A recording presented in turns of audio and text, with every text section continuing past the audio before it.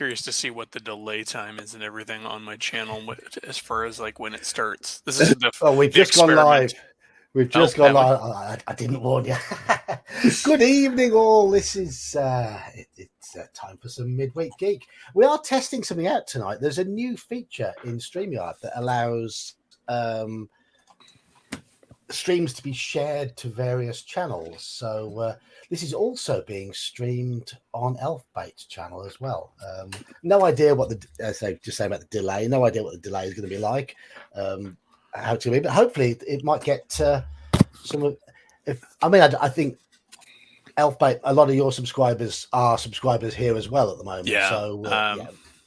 Although I'm curious if comments from mine will make it through to yours. Oh, we'll have to find out. Let's try right now. Yeah, test it out. We're doing recursion. We're gonna find out. You know, if it's like I'm on the Chat for Geeks channel. I'm not seeing anything. Did you post it, Mage? It showed up. Yeah, it's coming through. Yeah, that's awesome. Yes, I'm not seeing it on my end. But power to dominate the stream world. You're not seeing anything. Elfbait, what is best in life? Chicken fingers. Fish and chips. If they're breaded and you can eat. Sorry. As you can see, I am joined tonight by Elfbait, Dark Knight of Hibernia, Major's Musings, and Omanal. And the point of tonight's stream is we're going to just mop up those remaining classes we haven't discussed in previous weeks. 15 people are in chat now, so it does seem the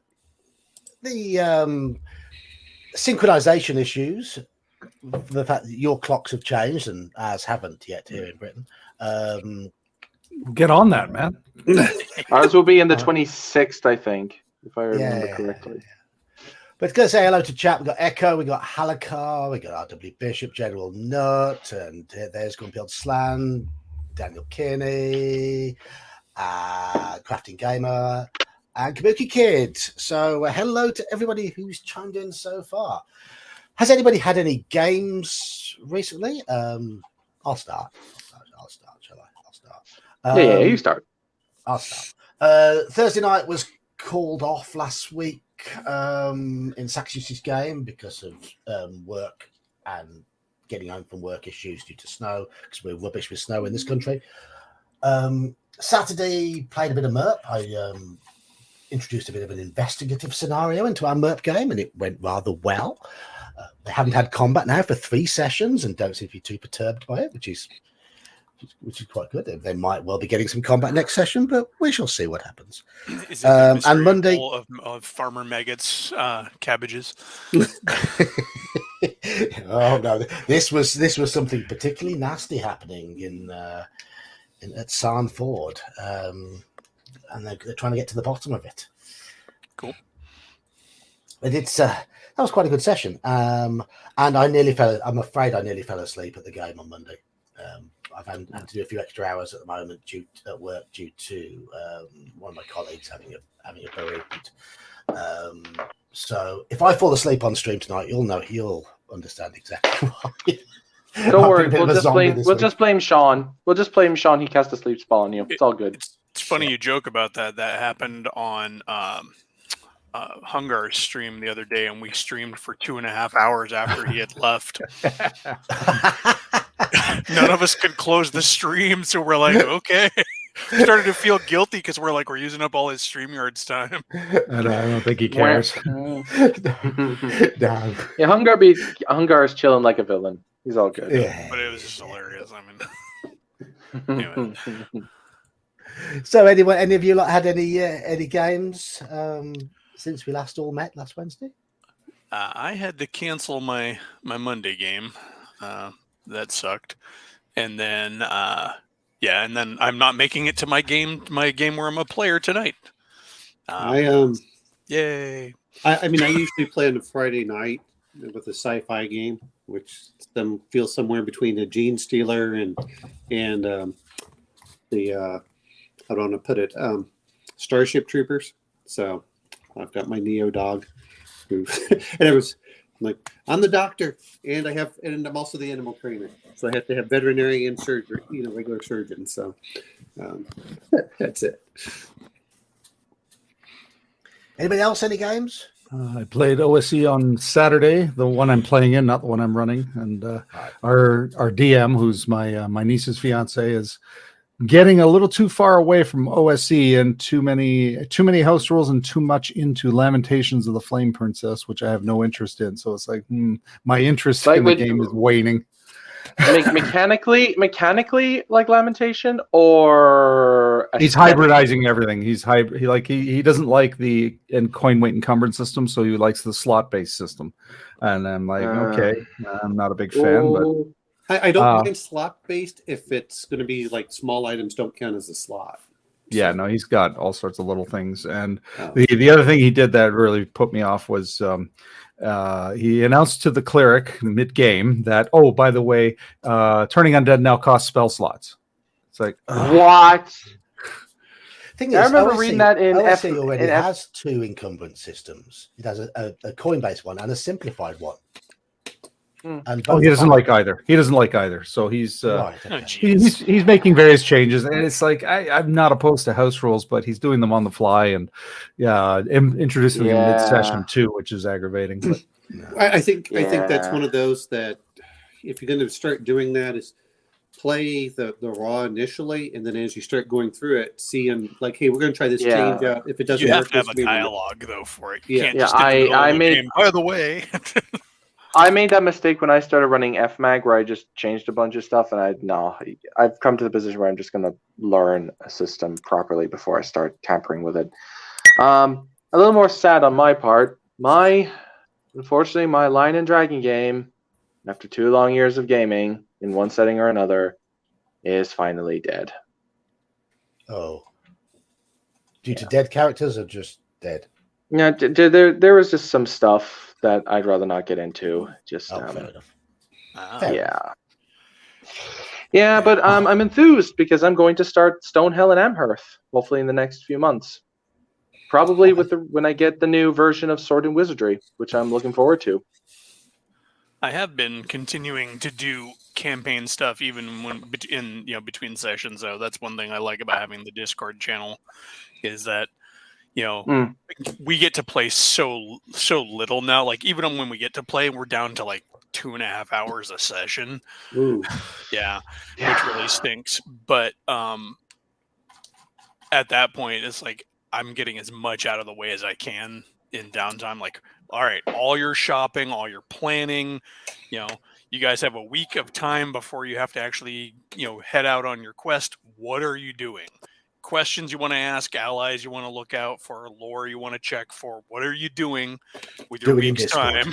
Let's do it all now. Yeah. So by the time we get to playing, you can just get up and go. Yeah, that helps. For the IRL group, for the real life group, I'm hopefully going to set up. I might actually make another Discord for them to just, hey, these are questions you can ask me. Go ahead if you have any things. Go for it. So I'm just going to say hello to those who've joined since I did me hellos. We've got Squirrel Hermit and we've got Ian McDonald in chat as well. So hello, chaps. Good to see everybody here. Right, shall we get started on the topic? Because I know Omanal has to depart fairly abruptly tonight. And he has requested that we start with monks. Because he's monkeying around. Hello, Hungar. Hello. So, monks. Now, I first saw the monk in AD&D. I know there was a Dragon magazine version of it. I don't know if there was a Dragon magazine before the AD&D books, but there was a revised monk that came in Dragon. There was one even before that. It was in the Greyhawk supplement it came out for as well. Well, no. In OD&D, there was a for the Greyhawk supplement for OD&D. They had one. I know this because they included it in Sword and Wizardry. Oh, right. One of these days, it's going to bite you in the butt, relying on Sword and Wizardry being OD&D. Well, I mean, I'm just going by what Matt Finch. Matt Finch said he looked through all the supplements and he included what was in the supplements. So I'm going at his word. Now, with monks, a lot of people have hummed and heard about whether the flavor of the monk fits the traditional European medieval style of AD&D. Oh, hello, Hungar. Hello, Hungar. We are Yes, nerds. we are nerds. We are nerds. Isn't that kind of the entry level here? Nerds. He's just confirming it. Yes. Thank you, Hungar. But, that never bothered me because I was never into... In fact, right, I've said this before on stream, but confession now.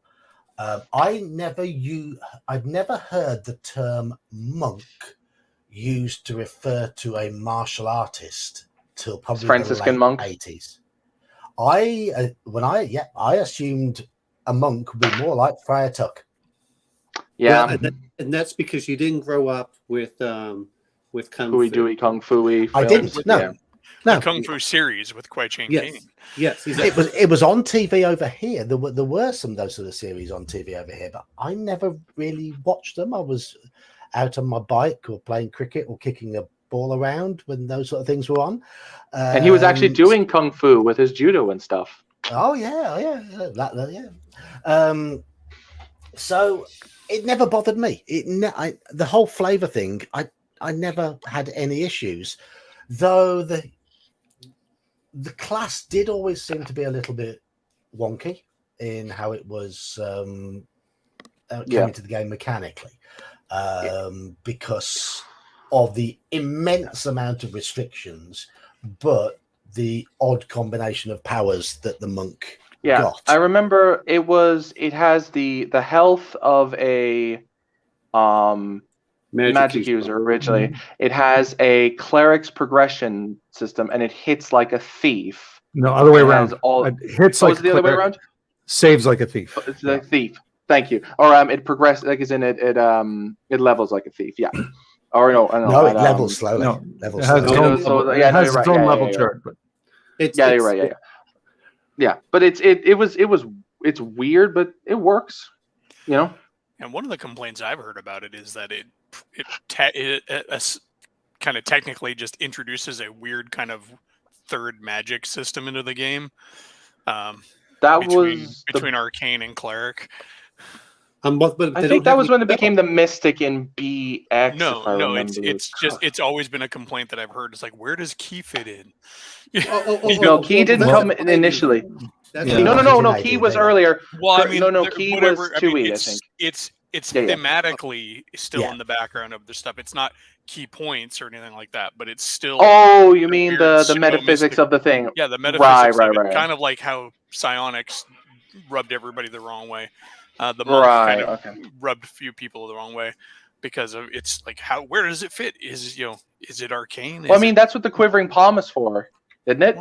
I never heard that. Because we watched Kung Fu so much. We watched enough Kung Fu films. So did I, but I'm talking about in the D&D communities, because I think it caused a problem with people's sort of a dissonance in the base concessions of the game, because we had holy magic and we had wizardy magic. So, and I think they're kind of doing a weird sort of pseudo magical thing. I didn't like that any more than anything else. Maybe I just never heard that. My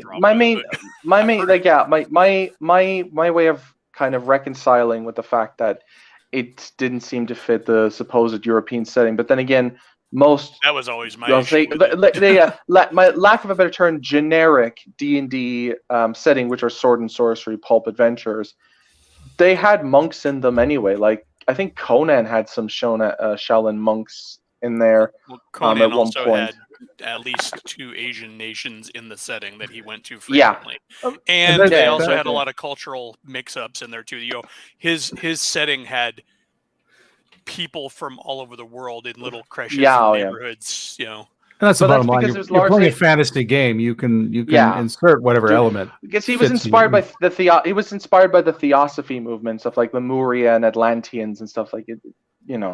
It was weird. A lot of that stuff was weird anyway. Anyway, I never had any problems with Conan, and especially as I'm starting to learn a little bit of Russian. I know where Kitai comes from, so So the AD&D monk, yes, it was a clarification, wasn't it, that it attacked as a cleric because there was a misprint, I believe. The DMG updated and used the updated.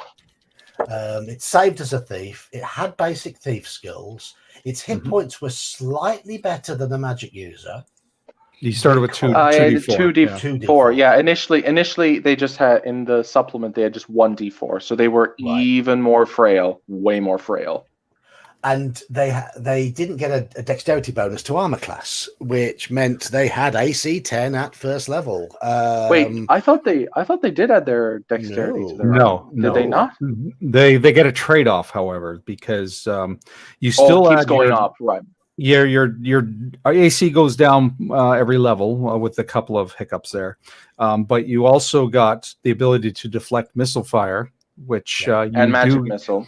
Yeah, well, not magic missiles, but missile fire. Oh. But you add your dexterity bonus to that saving throw, so you still get your dex bonus there. And if you make a saving throw against things like fireball, you take no damage. So that's the trade-off. Nice. So you lose a couple of points of AC, but you gain those very, very useful abilities. Got your kung fu jump. You also got for strength. That was the other thing. Yeah, you don't get your strength bonus to damage, but that's compensated for because for every 2 levels of experience, every even level, you add 1 to damage, which adds up real fast. Only if you're fighting someone with weapons. You have to use your weapons. But you're unarmored. You get upwards of like 5 unarmed attacks anyway. So 4. They do 4 die 8 per hit. So you're slaughtering. Right here, looking at it. So it's I'm referring to, I don't know, like again, like Omanal said, I don't know how pinpoint accurate S&W is to original D&D, but they got upwards of 5 attacks per round. They get a most 5 plus 5. But that by the time they get to 20th, they get those 5 attacks. They get at most plus 5 to all damage. But the deflect missile thing also included magic missile, which I don't know if that's an original or not. It's not in AD&D. Right? But still, that's still kind of cool though. The thing about monks is that people have to understand is you're not a frontline karate fighter. You are basically thief adjacent. You are it's a thief class that can work with paladins for one because you can be lawful good. But you're almost kind of like a proto ninja also in that regard. With the thief skills and stuff like that. Yeah. Your key abilities are important. Like at level 3, you get the ability to speak with animals at will. And if your DM is using ordinary animals on a regular basis, that ability is so overpowered, it's not funny. It'll save your life every time. Yeah, and they can go into a perfect state of that simulates death. That's at level 6. 6. They also get level 5. They're immune to disease and cannot be affected by haste spells. As in they're immune to the age side of haste, or just all of them? No, you can't be affected by hasted. 0 effect or slowed. Slow and haste. You can't use. That's pretty wasted. If you really look into it, there's a lot of really cool, Asian stuff. Kind of martial arts philosophy going into that class, because the whole freedom of movement and just the deflection and then the climbing weird surfaces. You have that early wuxia kind of style in there.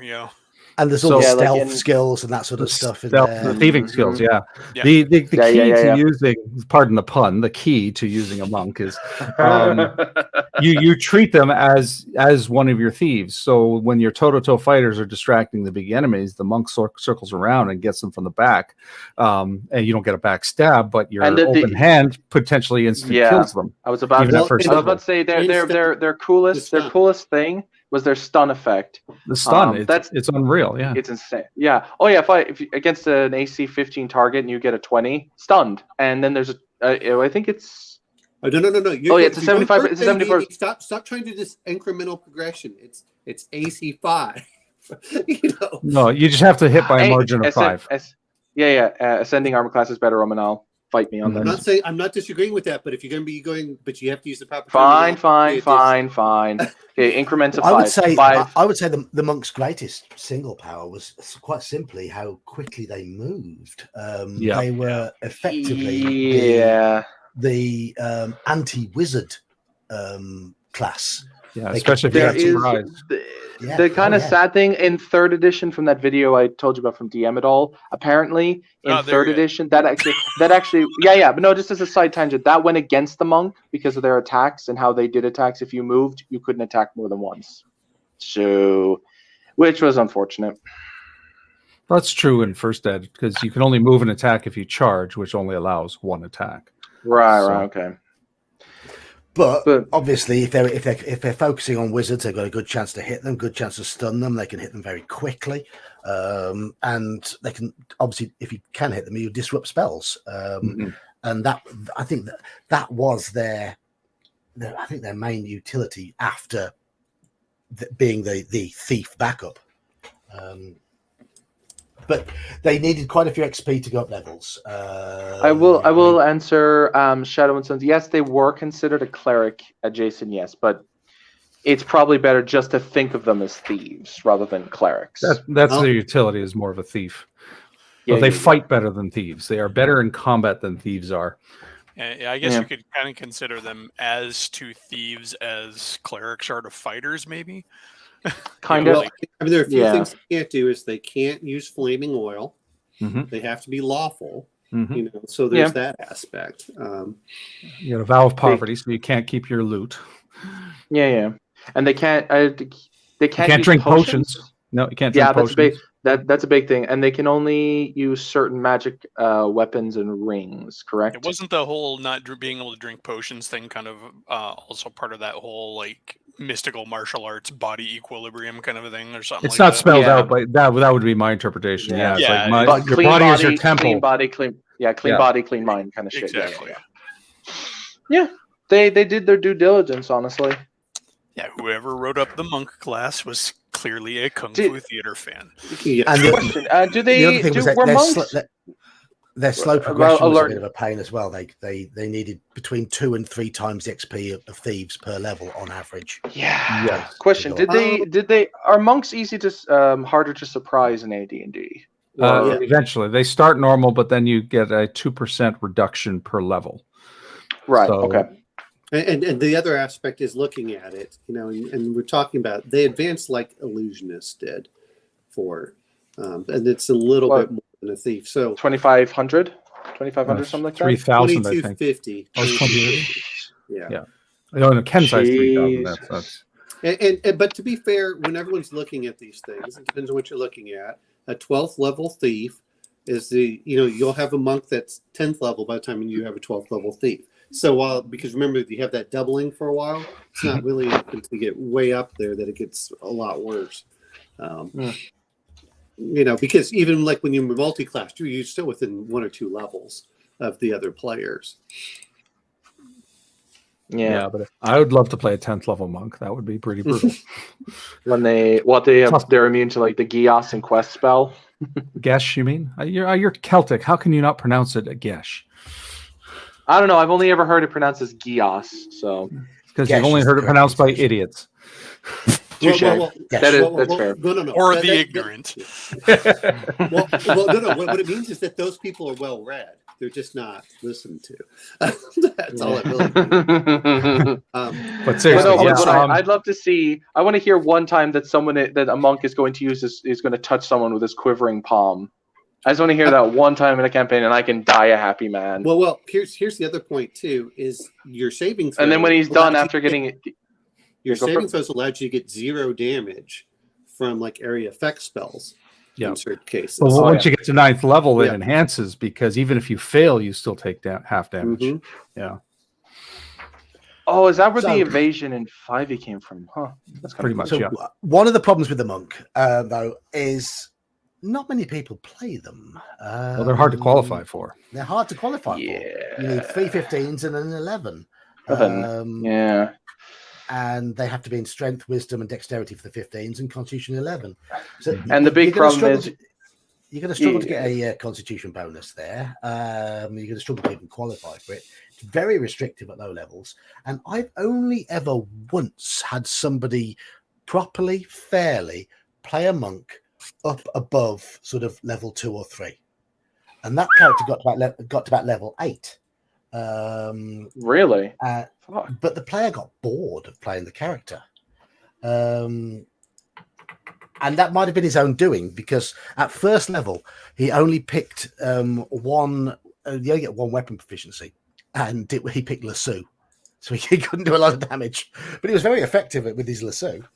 Well, isn't it a Tui character? I don't know. That's my. That was an Earth Arcana. Okay, Right. Earth Arcana proficiencies. So he went with the lasso, but we played. Was it I have the Serpent UK5, and there's a bit in that where you've got to recover a little wooden idol for a potentially friendly lizard man, and the monk did all of that entirely by himself. Climbed the tree behind the enemies that had got the idol silently, passed all these rolls, and then used his lasso to hook this little idol that was propped up against the tree. And the creatures that were guarding it never even knew the monk was there. It was beautifully done. And then we played UK2, the Sentinel.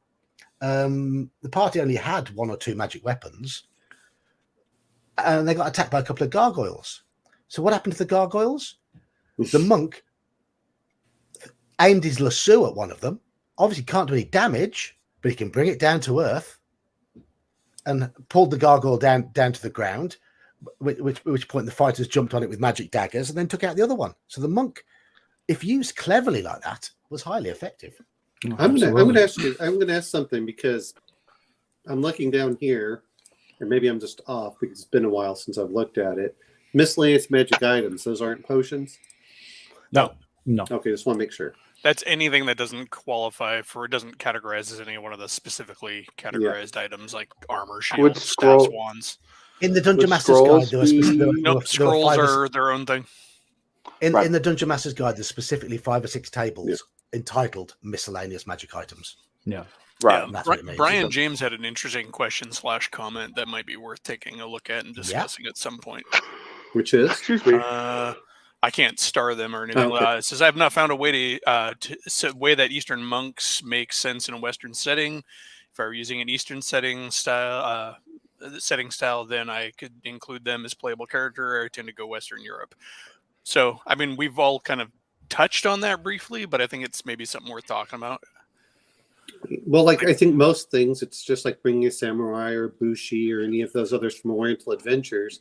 Is you can do it, but the real question is, what kind of setting do you want? Well, I think the monk is easier to do than a lot of those, though, because the way that I handled it, even when I was still like I couldn't get my head around it because it didn't fit, is monks story-wise and thematically tend to do a lot of wandering and questing and kind of going on their various journeys for enlightenment or whatever. The whole kung fu genre mythology is full of like those long wandering journey quests. To the west. Yeah, kind of thing. So it's really easy to, if somebody has made a monk character, and with monks being so statistically rare, if you play them as they're supposed to be based on their attribute requirements, then maybe he just wandered in from the east. He's a visitor from a far off land.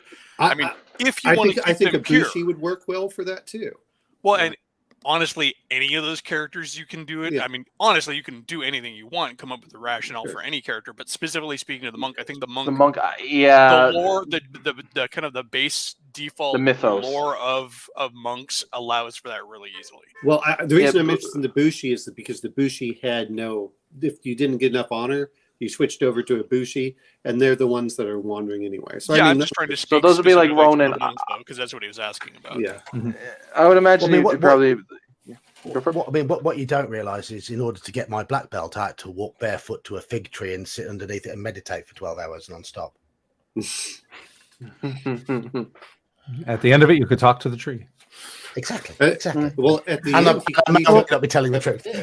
On the Eastern versus Western sort of theme, I mean, there's nothing saying you have to keep the Eastern theme just because that's what it was in our real world. You're playing a fantasy game. Absolutely. There's nothing that says your Western-based, kind of idea didn't have some kind of unarmed combat masters that were monks. Well, on the flip side, I'm pretty damn sure that we've seen people in the past make samurai characters out of the base fighter. Exactly. Right. Exactly. Yeah. If you can go the other way, I mean, how many people made Mako from Conan using a wizard character, a magic user character, or maybe a cleric? Or a ninja with a thief. I mean, they have all the base. That's why a lot of times I like the OSE base classes rather than trying to expand everything. Because you can make what you need out of them. Yeah. Yes. Yeah. That's kind of the appeal. I've come to appreciate why like on the Euro versus Asian thing. A good way is just the wandering monk. It's a trope. Yep. Use it. Yep. Yeah, I mean, or set up a monk school. Like monk school, yeah. Yeah, like for me, for my campaign world, I put a little Japanese style trade island off the coast, off the southern coast of my campaign world, back in my old original campaign world as a kid. A little island that had been pretty much settled by all the Easterners who came in and kind of they were trading with the West. It was their trade port, so it was a good excuse to have any of those classes there.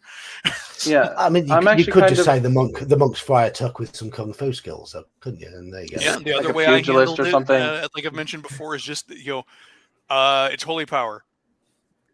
Instead of martial arts power. Like, I mean, you could easily justify it, I think. Yeah, exactly.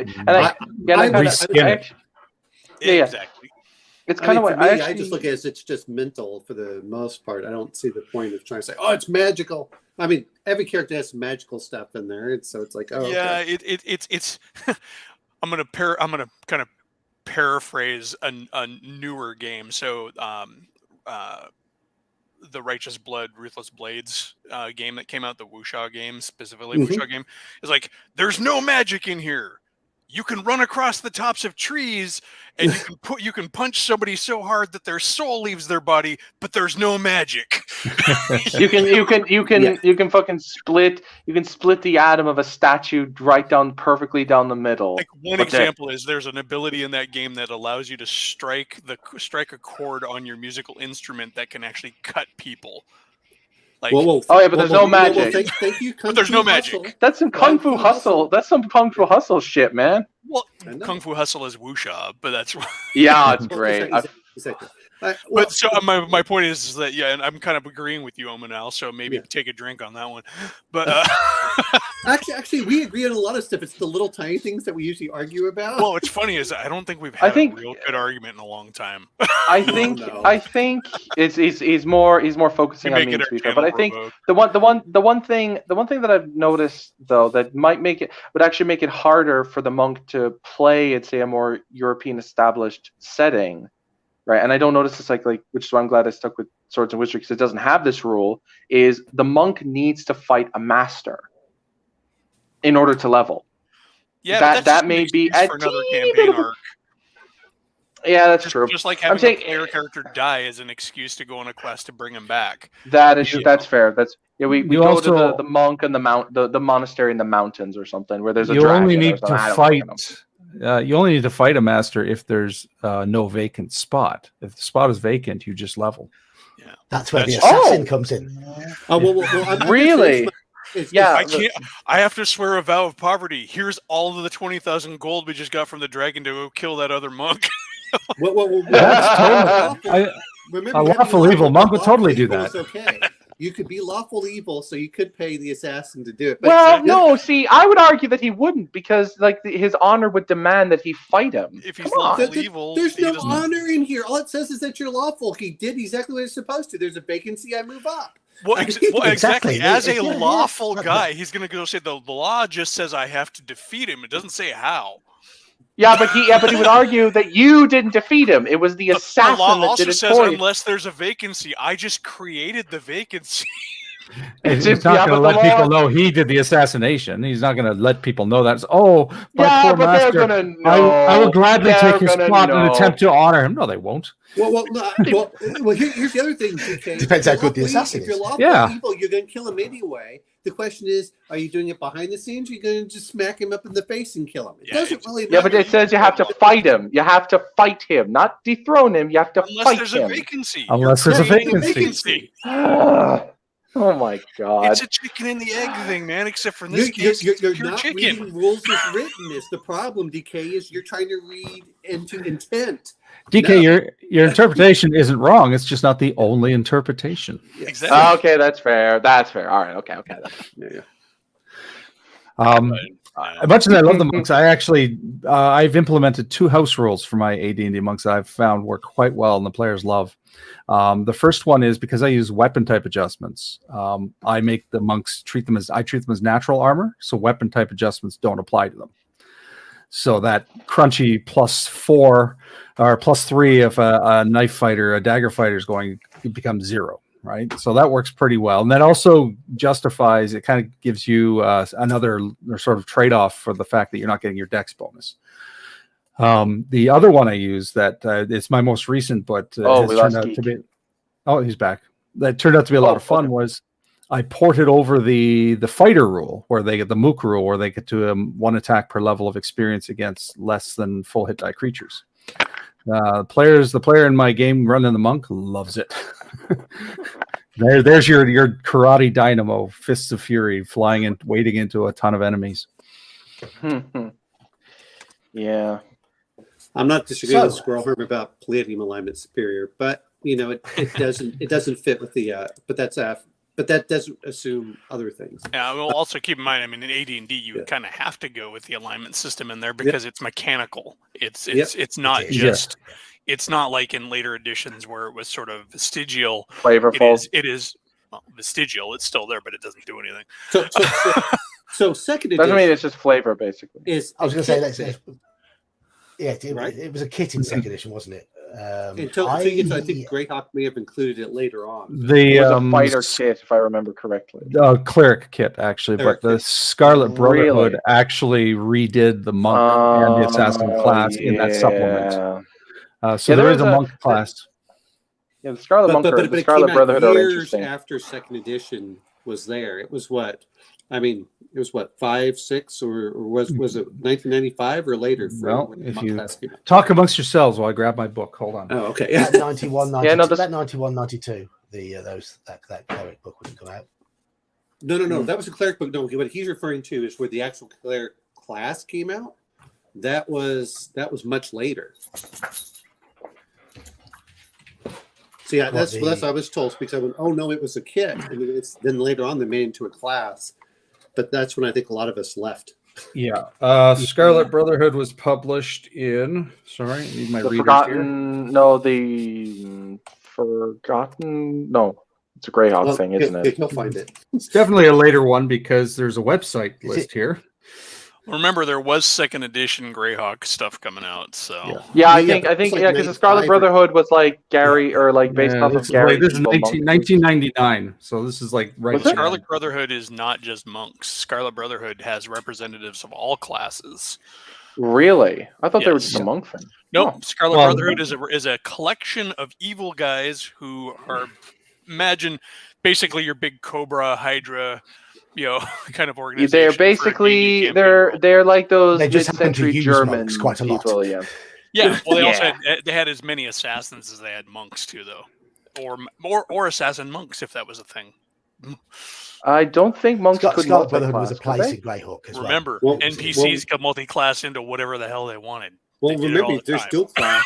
You can still dual class. Everyone forgets about. Well, the thing is, NPCs and stuff and monsters always broke those combo limitations, anyways. Yeah, it was just for players. Yeah. I mean, remember, clerics of Horus in the original Deeds of Demigods were said to all be chaotic. Is it chaotic neutral paladins or something like that, or chaotic good paladins or something like that? Yeah. There was Myrmidons, all those. Well, no, it was even before that came out. There was in the section in the old deities and demigods, the original one, not the OD&D one, but the original AD&D one. They have a little note under Horus saying that all of his priests are his clerics are actually paladins of a non-lawful good alignment. I can't remember which one though, because I don't have it here. If it's Horus, it would probably be of good alignment. 1 second.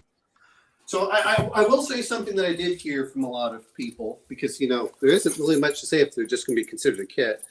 But when 3rd edition came out, because so many people weren't even familiar with monks, they're like, "Oh my God, the monks are awesome! Have you looked at them? They have all these powers." And I said, "Yeah, it looks like all the stuff from 1st edition."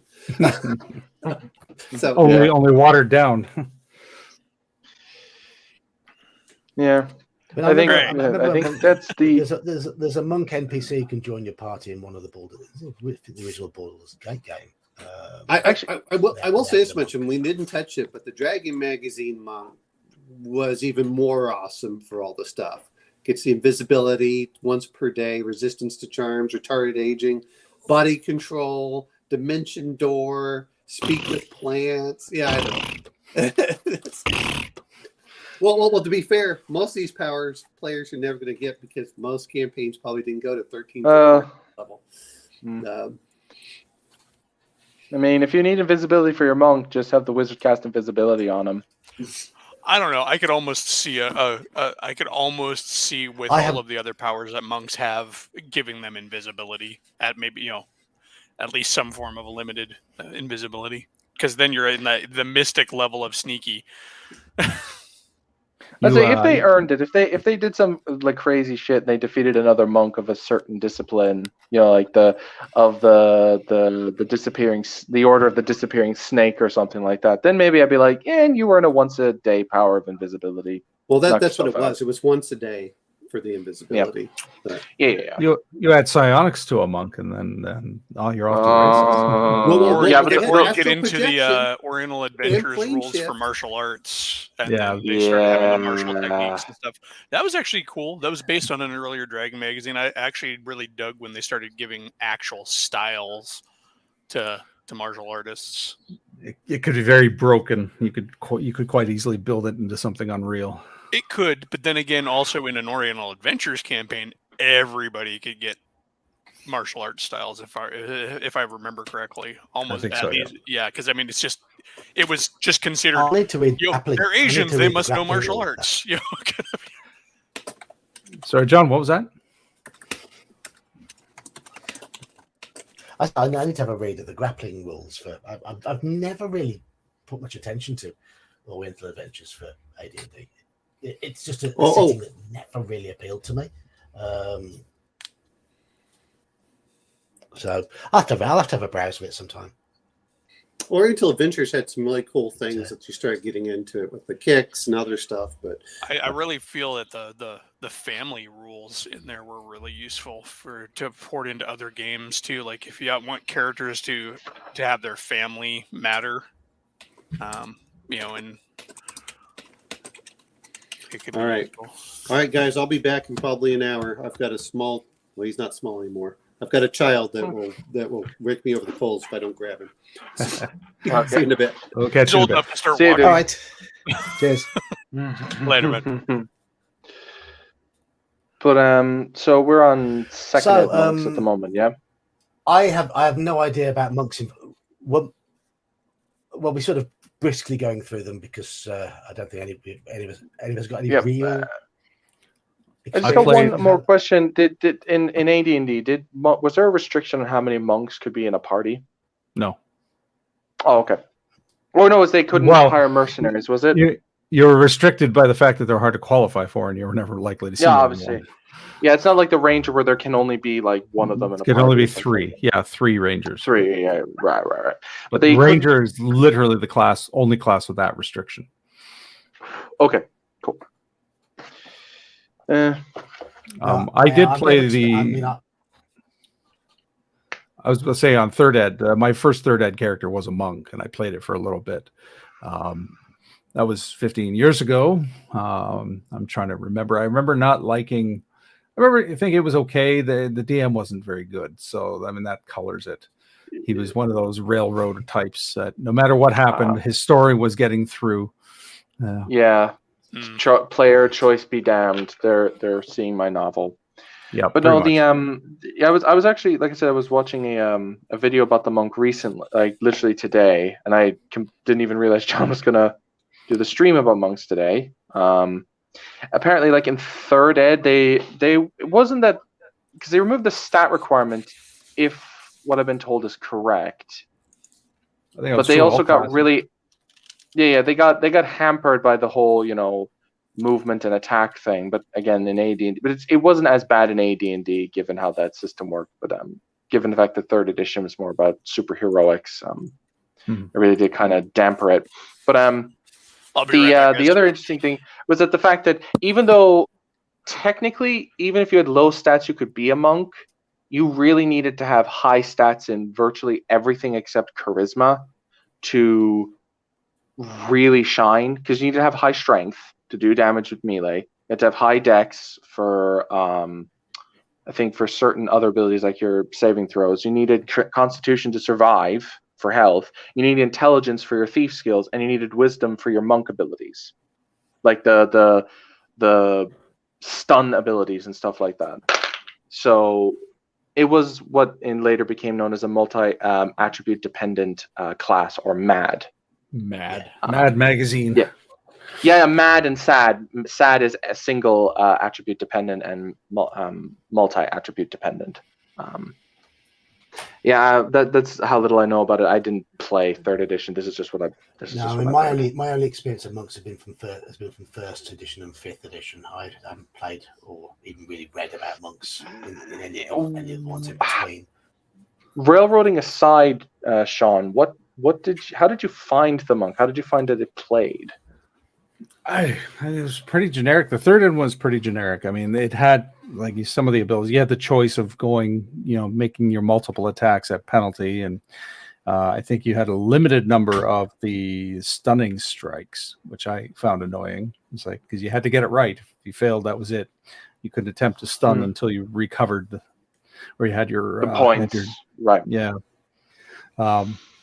I mean, I'll play anything, so I didn't mind it, but at the same time, being the first ed booster that I am, I love the fact that the monk's abilities are just their abilities.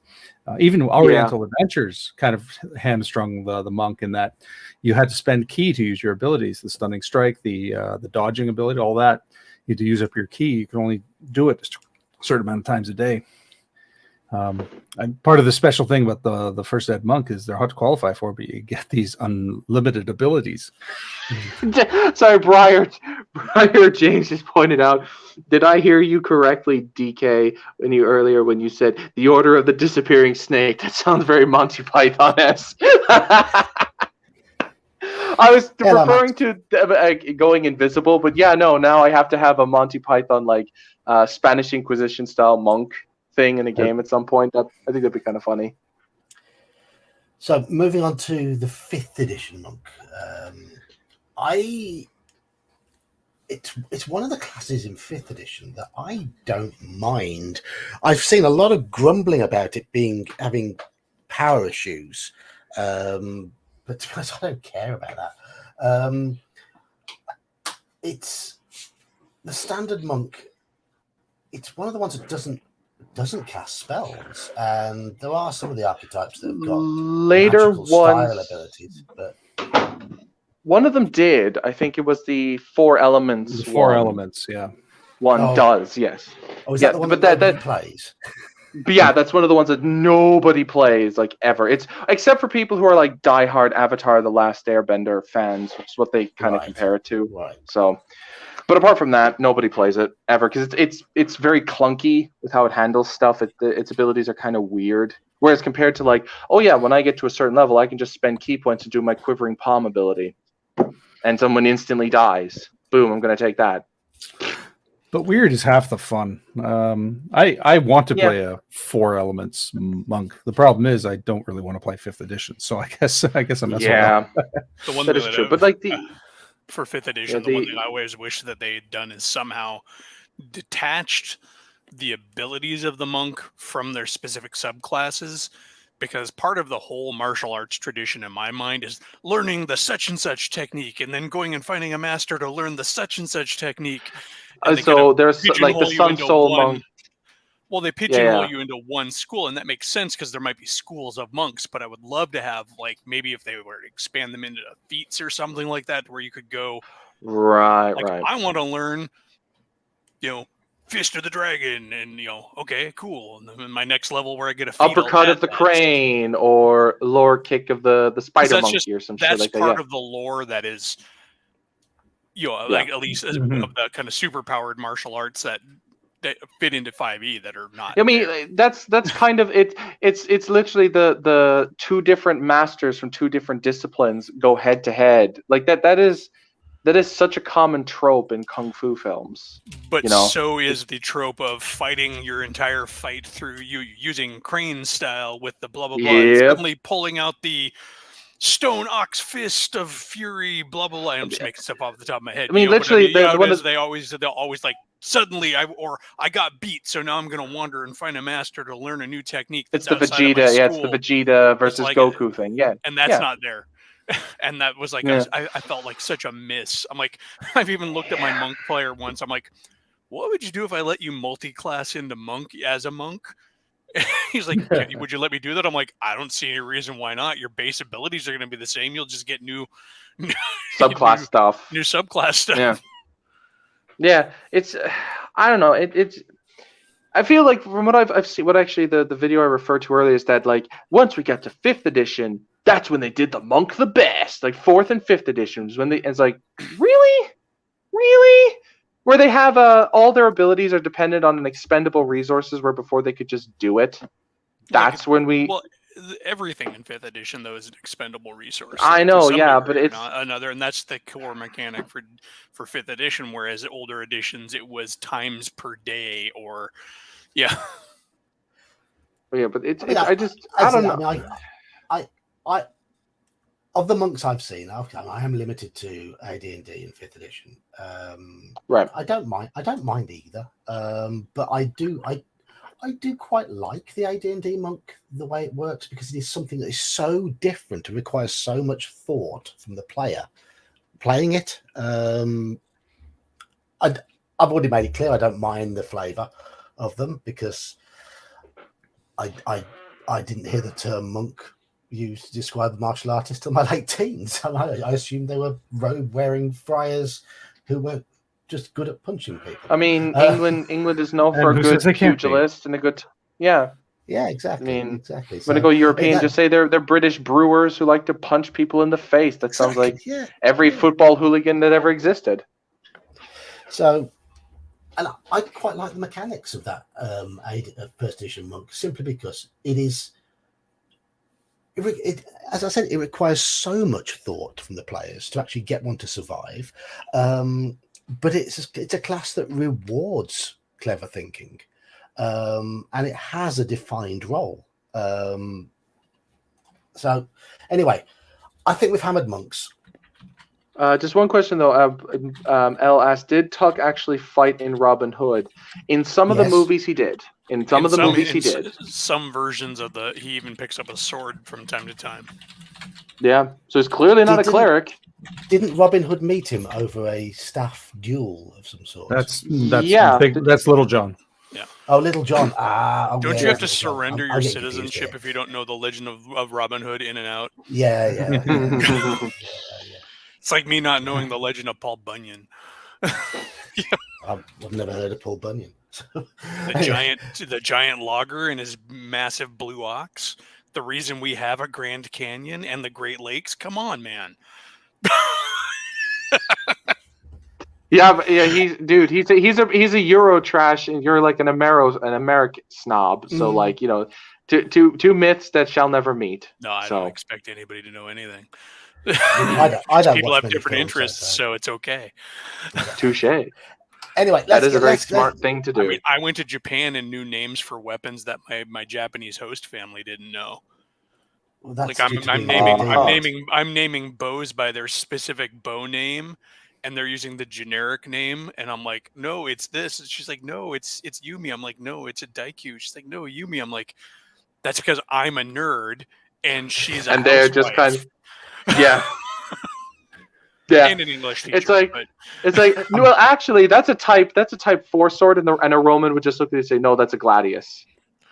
Well, That's all. Nobody in the old world would ever call them a type 4 anyways, because those aren't real world terminologies. Those are academic designations. Exactly, yeah. Anyway, I'm trying to peel us away from monks. And you keep gluing us back to it. Right, let's get on to Cavalier. He wants to go back to his English roots and play a Let's go back to play a knight. That's what he wants to do. Let's go to Cavaliers. Right, the inferior paladin. It was the paladin in Unearthed Arcana. It's the non-magical paladin. Yeah, the Cavalier, it appeared officially in AD&D in Unearthed Arcana, but it was based on a class that had been put about in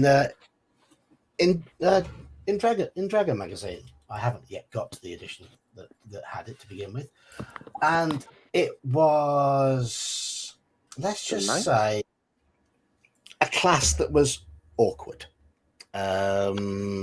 It's had a lot of bad stuff written about it. A lot of people have blamed it for various aspects of the game, and some of it's been unfair. Some of it has been unfair because D&D needed a chivalrous knight, really, that wasn't a paladin. And yes, you could argue you could have easily played a regular fighter as a chivalrous knight. You just throw in a code of chivalry that they have to follow, and that's it. You're good to go. Yeah, or even clerics to a degree could do it. You know? Yeah, anybody could. I mean, anybody can be knighted. Yeah. And that's the thing. You don't have to be a fighter class. Like, you can knight a wizard. It's the same thing with the samurai. The samurai is a caste in society, not an occupation. But Slan's right here. The Cavaliers do need the right sort of setting really to work, because it is that code of chivalry, and I like some of the mechanics that the Cavalier brought to the table. The idea that armor, like Method 5, armor is your badge of status. A Cavalier will choose to wear regular plate mail instead of chainmail +5,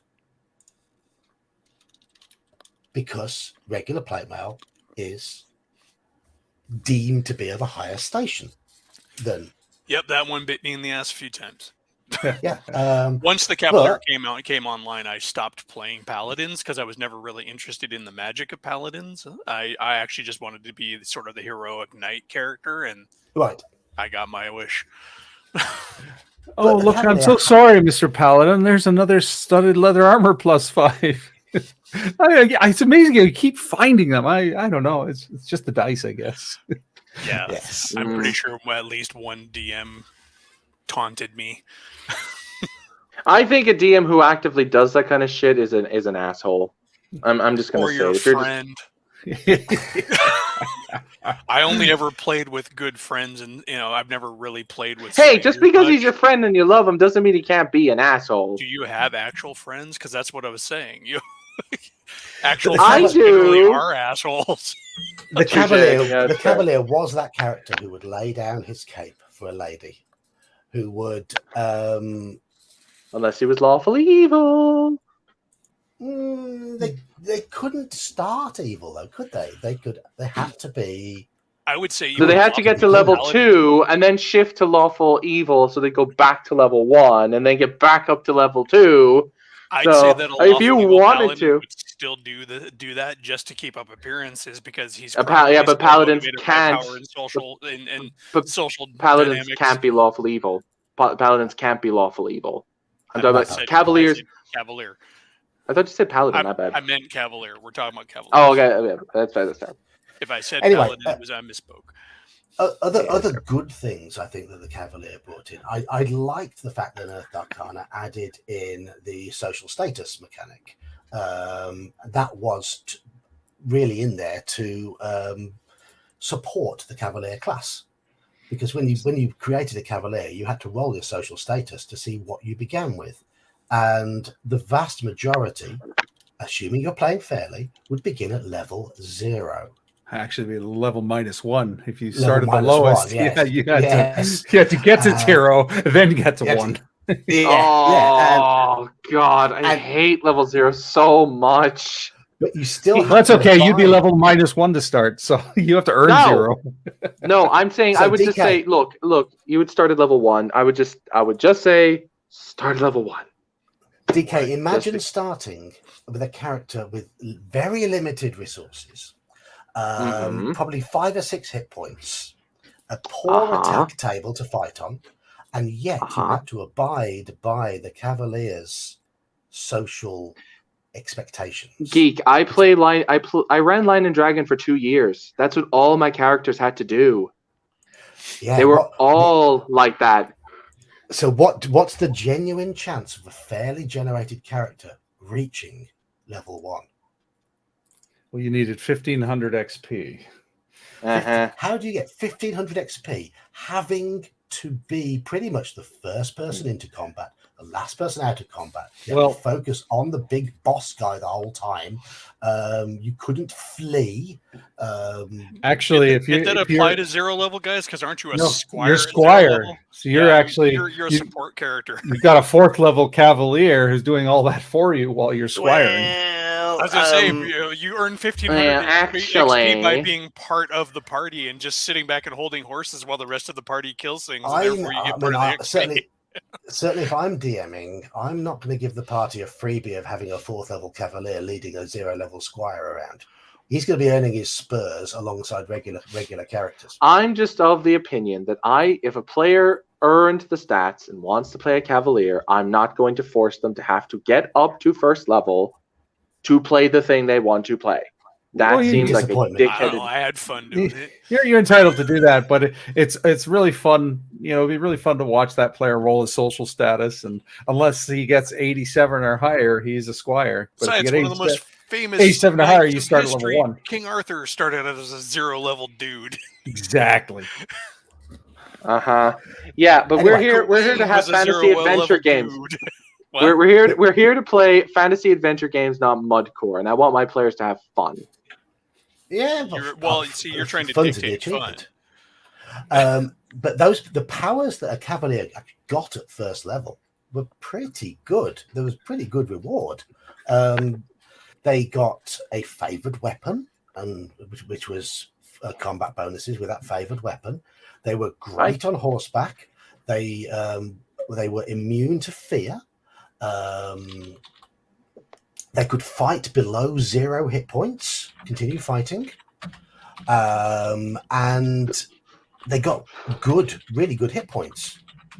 They effectively had 3d4 by the time they got to 1st level, having achieved it that way.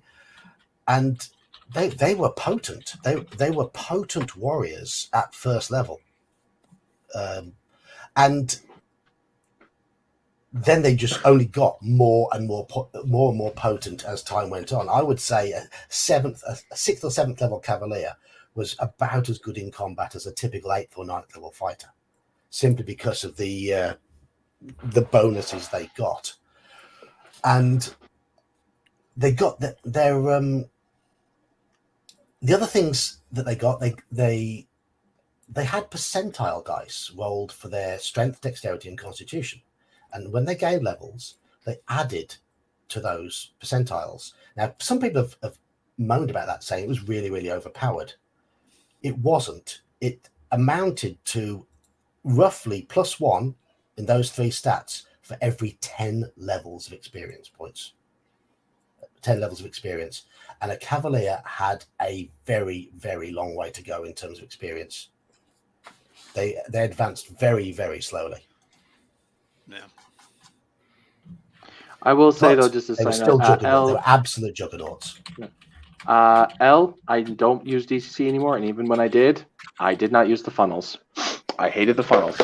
They sucked. Well, I don't like funnels because I don't like not committing to a character even from the lowest level. But I've run whole 0 level campaigns and I've played 0 level characters. The expectation is once you get through the funnels, you'll have a character worth committing. I know what the expectation is, but I feel like there's no point in making a bunch of disposable characters. You should just make a character that you want to play and see if you can get them through. You're going to more likely to have a character survive if you don't have the safety net of 5 characters, 4 characters, whatever. Yeah. I think I'm no problem of making multiple characters with the intention that there's at least a chance they'll survive. Well, and they are all at least first level. I'm not a fan of DCC for a few reasons. The funnel is one of them. Again, it's just for me. It's like I have no problem playing a 0 level. I'm happy to play a 0 level character, go through the trials and tribulations, and feel that it's almost like playing the backstory of your character. So if you want to really get into a character and establish who they are, you play a little bit of their background. Playing very low level, very weak characters is as far as I'm concerned, it's the best way of generating a background. It's every Call of Cthulhu character. Yeah. I will agree with that. Playing low level and getting to the higher levels is what makes the game really fun, I think. But, yeah. Anyway, sorry about that tangent. Back to the thing. Now, the things I would criticize it for, it prompted the introduction of plate armor and field plate armor, which had damage absorption properties. Yes. The Lindy Bages of the world are finally cheering that armor now absorbs damage. It just doesn't make you harder to hit.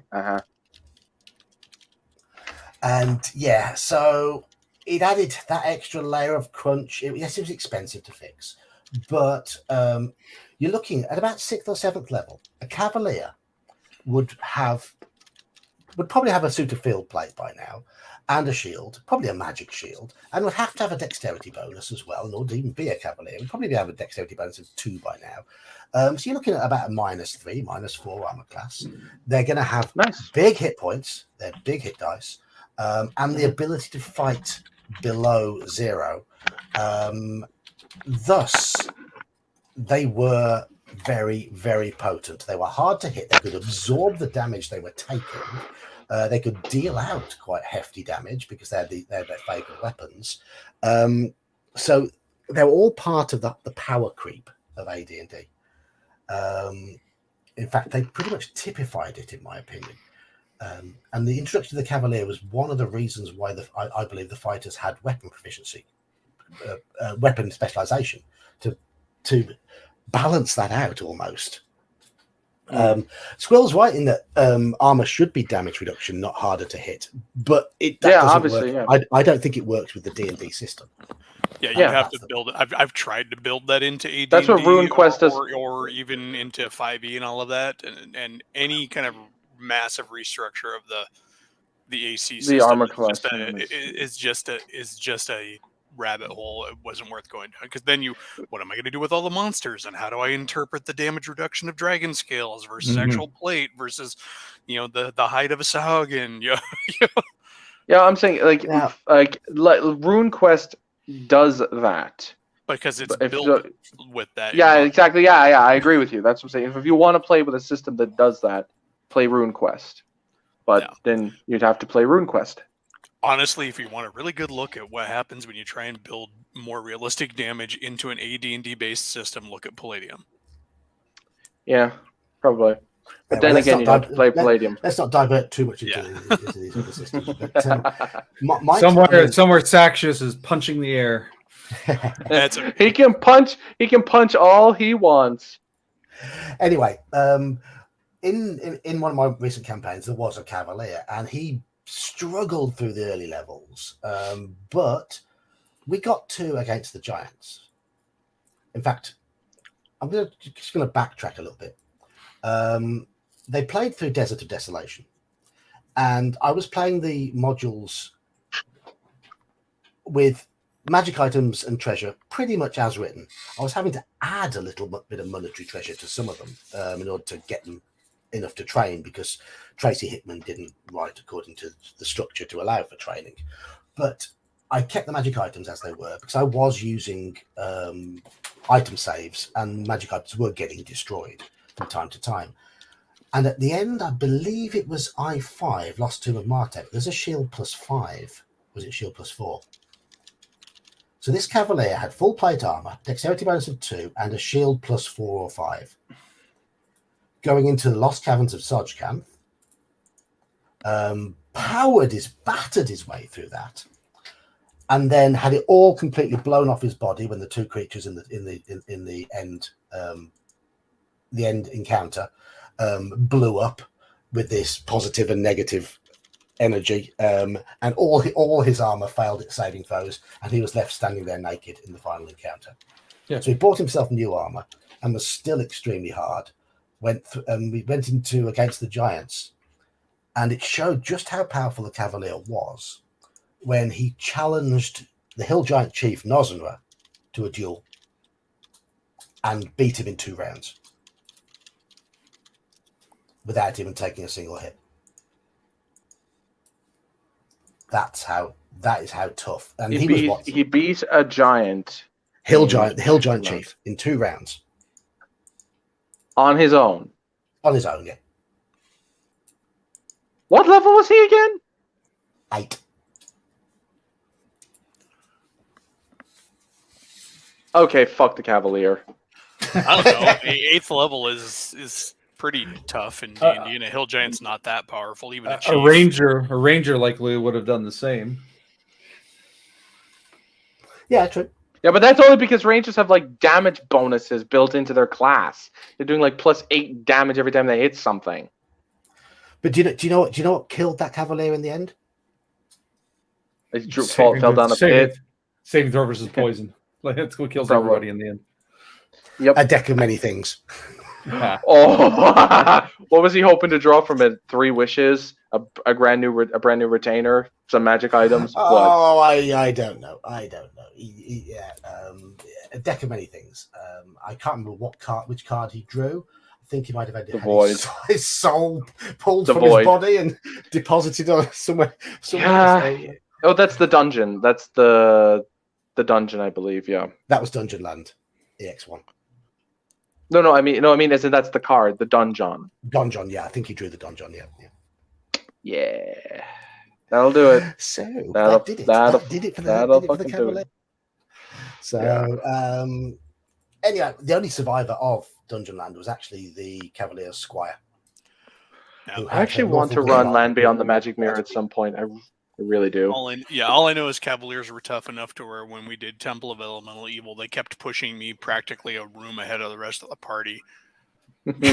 Well, so you can absorb all the trap damage. Yeah, and as a Cavalier, I really couldn't say no either.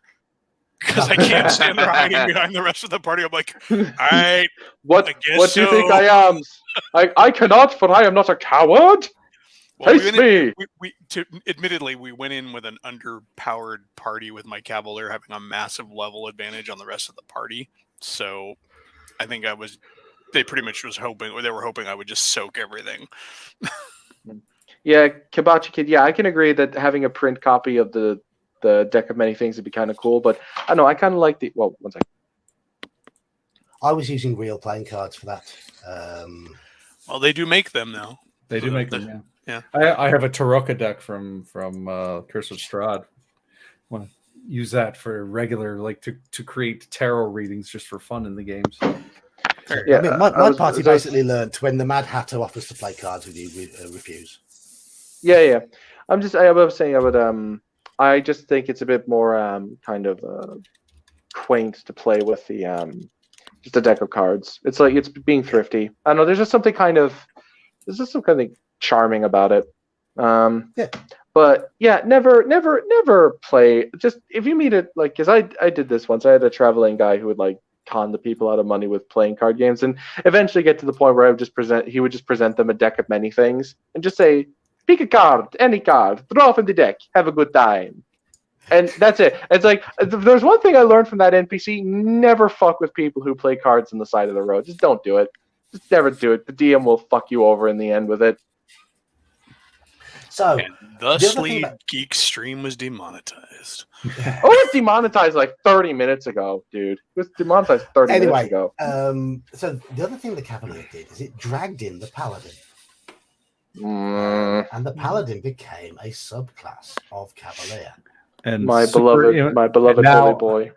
Yeah, now impossible to qualify for.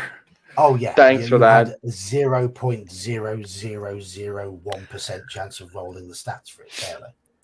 Because they hybridize both the stat requirements into both Yes. both into the So I would just I'm just like at that point it's like I think we didn't play with that. If you wanted to play a paladin, we just used the old AD&D paladin. fighter.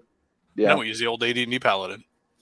You know, and he wasn't. We didn't use him as a subclass of Cavalier. I mean, like as in the old original fighter paladin, not the Cavalier paladin. Is what I meant to say. Oh, okay, yeah.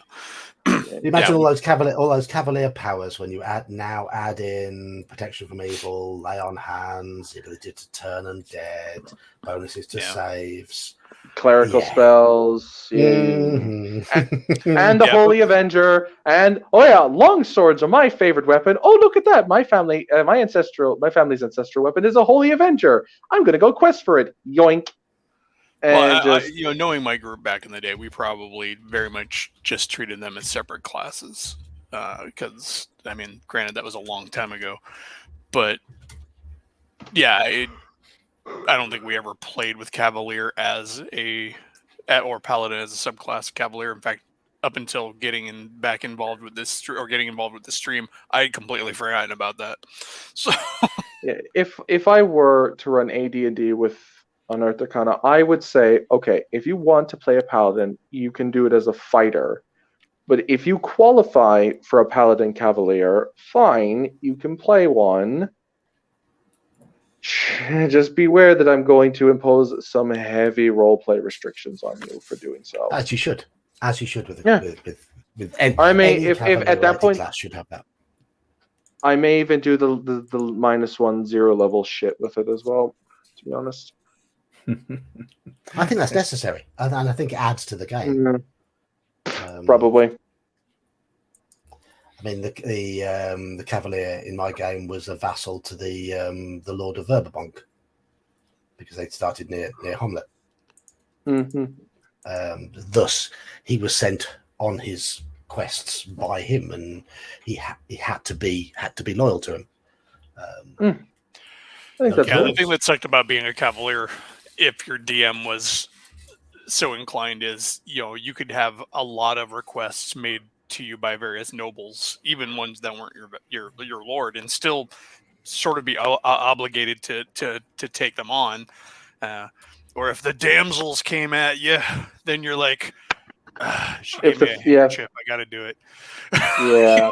The fair maiden is promised her hand in marriage, if only for one wedding gift you free the land from the terrifying tyranny of that monstrous evil dragon in those mountains over yonder. But if you want to look at it the other way, what an absolute mana from heaven tool for the DM to just come up with quests. Twist your ball, real quick. Just have the Cavaliers. Not messing with the Cavalier, but legitimate DM quest hooks. It makes it really easy because you got a Cavalier. He's kind of got to uphold the. It's a class you're supposed to mess with. Yeah. That is. It's all part. You have to do it. Yeah, you have to do it. Yeah. Yeah, but it makes it a nice tool for the DM. I suppose the way Omina, clerics and paladins are also the same way though, because I think what Elfbait is trying to say, he doesn't want it to be an antagonistic relationship between the DM and the player. Yeah. Well, I'm saying it doesn't have to be. I mean, that's it doesn't have to be an antagonistic thing. It can be a completely constructive, cooperative thing. Not even cooperative. I mean, your DM doesn't have to ask your permission, but he's got a real good in route into to setting up quests. Well, I would say it is in implicitly that the fact that the DM is giving you material and you are enacting with it is inherently a cooperative thing because you're both engaging with what I would loosely call a story, or an adventure. I mean, so yeah. I mean, up into the point that D&D that's the base conceit of D&D. I'm just saying there doesn't need to be anything yeah. beyond that. I have a Cavalier. I'm playing a Cavalier. You are the DM. Look, here's an easy in route to quests. And That's true. Yeah. I mean, they're just simply, literally, your high-end PC for the Cavalier could just be his wife telling him, "This is my land. Can you go make it safe?" And he's like, "Yeah, sure. That's what I do. I'm a Cavalier." Much as I do dunk on the Cavalier because of the issues the class has, the existence of the Cavalier in that party created some really, really good moments, some really memorable moments. The party were completely overwhelmed by a group of Thrycreen at one point, which in AD&D they're tough, and those insectoid monsters from from Dark Sun, or is it somewhere else? The Cavalier he took control of the battlefield. He spotted somewhere on the battlefield where the rest of the party could flee to. He covered their retreat, and then he held the mouth of the cave against the onrushing Thrycreen. And they say a Cavalier can't flee, but they don't. As people said, they don't have to be stupid about it. They can make a strategic withdrawal, advancing to the rear. He made a strategic withdrawal into the cave mouth and then held off the Thrycreen while the rest of the party were behind with spears going, "We're trying to help you. We're trying to help you." And it was really good because the Thrycreen were going to overwhelm them. And he made this stand and he was left absolutely bloodied and battered by the end of it. But it was a real heroic moment. So, and that's what they're there for. They're there for those moments. Victor, God damn it! I was in a good mood, and then one D&D came up. I don't talk about one D&D on this channel. We don't like talking about Sauron. Invoking his name brings him closer to us. Didn't you know? Those Nazgul are after us. Put up an image of a dumpster fire. That's our one D&D talk. There you go. Yeah, I think that's being kind of generous, Sean. Don't you think? Anyhow, so that was it. That was the impact the Cavalier had on AD&D. I'm sure there were other powers. It was brilliant on horseback with lances and all that sort of stuff, as you would expect. There were limits as to what the Cavalier could choose as their weapons of proficiency. Yep. But they still had a good. They couldn't use missile weapons. That was all. Because it was considered dishonorable. I think they could use javelins. Could they use javelins? No, because I think it's just they couldn't make ranged attacks. So they could use them, but I don't know if they could use them as with their ranged quality. I don't think. Omenel has returned. Let's talk to him about monks again. Oh, we finished the monks. We're on Cavaliers now, Omenel. Well, I hope so. I was afraid you wouldn't finish off with them because really. Now, so you're on Cavaliers. Which edition?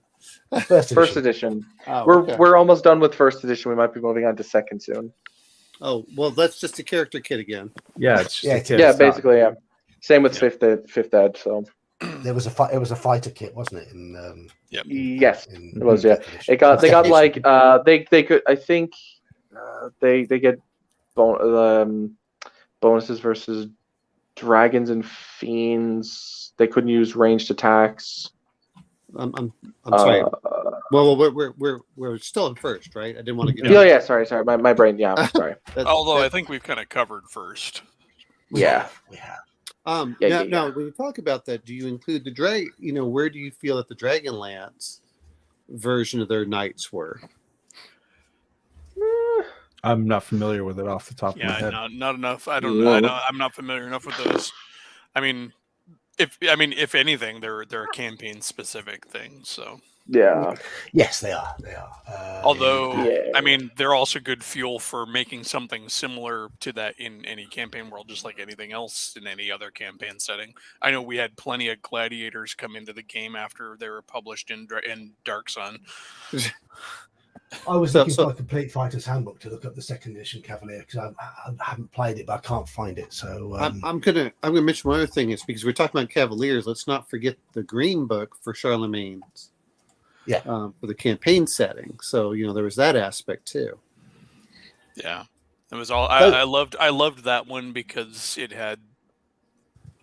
I almost feel like they thumb their nose at the Satanic Panic crowd with their write up on Christianity in there, because they're like Christian priests alignment any. Well, but the other point is that when you're looking at a lot of the green books, I thought were actually really well done if you wanted certain settings. I love the Roman feats from the Celt book, Troll Blood from the Viking book. I like the Runecaster from the Viking book myself, because I like the runes better than actually magic users. Sorry, we derail it too much, but but I mean, really, you had Paladin and Fighter, and then they could take. Well, technically, anyone could take a kit, even if they weren't in that class.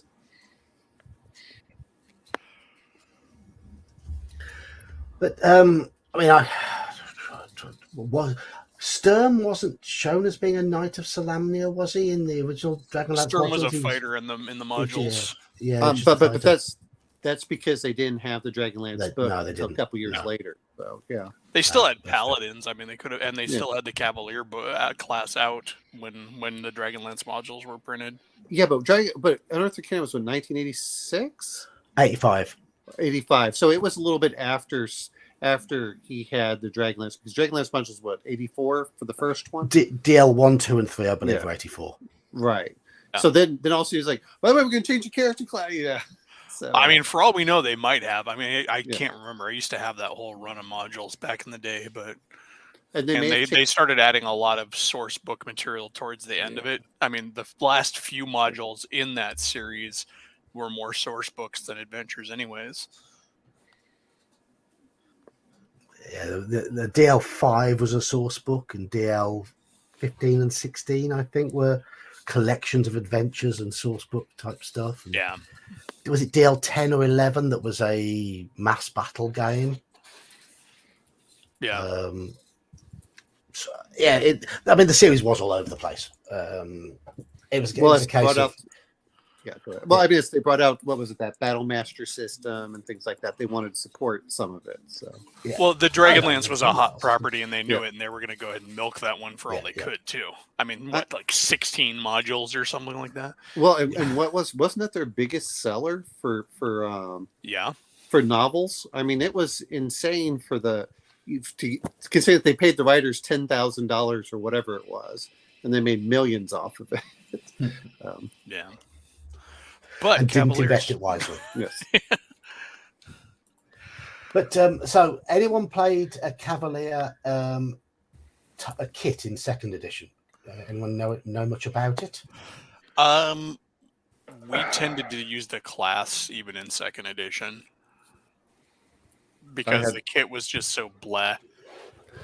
Yeah, I had the option for the kit, but nobody ever took it when I ran second ed. I played, since I played through Baldur's Gate, there was the Cavalier kit option. I played a bit of it. It seemed fine, but I didn't get high enough level where some of the more prominent features of the thing became more pronounced. So, kits take that for what you. Kind of useful at the beginning, so it's not like you got stuff as you got higher levels a lot of times. Well, I mean, the Cavalier got I do extra damage against dragons and fiends. I'm immune to poisons. I'm immune to morale, and I can't fail morale. I think it's also immune to fear and paralysis. That stuff just didn't come up often enough, given how early it was into the game. So the mechanical options aside, here's the problem that I've noticed, at least in my games with my circles with the Cavalier, is it does require the role play aspect, does require that strict attitude. You have to be a knight. You have to be honorable. And most players, I have a few players who love the role play and will dive into anything, but most of them, they just want to be chaotic rogues, not rogue as in the class, but roguish type, the archetype. Where they can lip off the Lord if they want, because they want to be chaotic individuals. Basically. So I mean, Cavaliers could change their alignment, could they? They lost a couple of abilities if they deviated from good. And a level. Don't forget the level loss. Well, that's for anybody if you change alignment. But Yeah, that's what I mean. Yeah, but it's still applicable. But what I'm saying though is nobody wants to commit to that level of role play where they have to maintain that honor. Everybody loves to just shed any pretense of civility and be the action hero who is beholden to no one.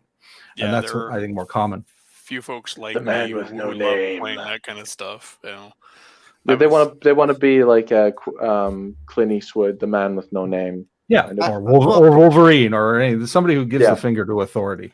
They don't want to be that authority. I think that's where Oriental Adventures did everything right for having that honor system. Well, remember they printed something like that for the Cavalier. Well, they did something similar, but it wasn't integral. It wasn't baked into the into the setting of like Greyhawk. Yeah, that's what I mean. Is it the Oriental Adventures, everything was baked in where honor really mattered a lot more.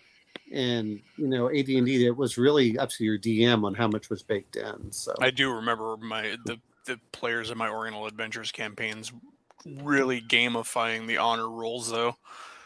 So like, I'm going to do something horrible honor wise, and then I'm going to go out and do a whole bunch of little minor positive honor things to make up for it. That's like the interpretation. It's like the interpretation of true neutral being do good, then do evil, then do good, then do evil. Exactly. Playing Baldur's Gate, that's how you maintain neutrality in Baldur's Gate. Yeah. You murder a peasant occasionally. Yeah. Yeah. I know exactly what you're saying there, mages, but I mean, there are some people like me who loved it.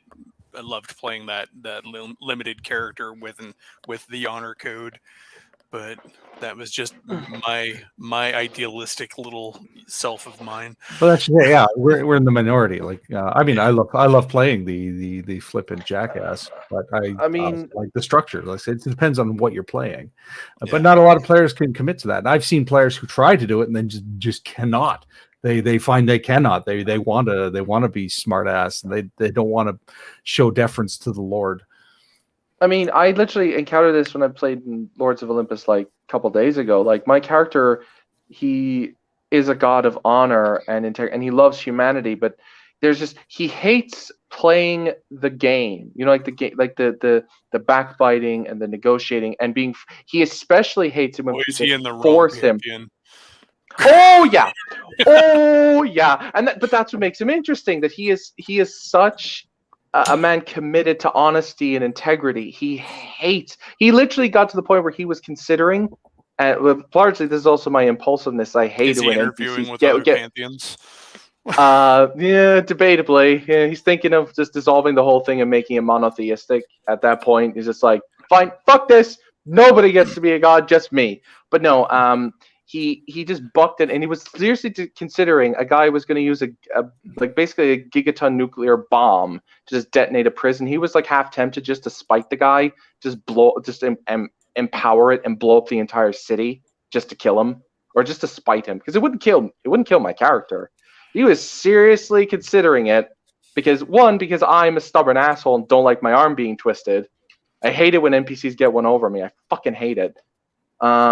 But he relented because I know that's what he would do. But the thing is that it makes sometimes a character interesting by giving those conflicts in there. It does, yeah. But it doesn't mean I like it, Well, as a player, you may not like it, but as a story, it really does make things. Oh, it does, yeah. Yeah. That's what I'm referring to. I'm not saying.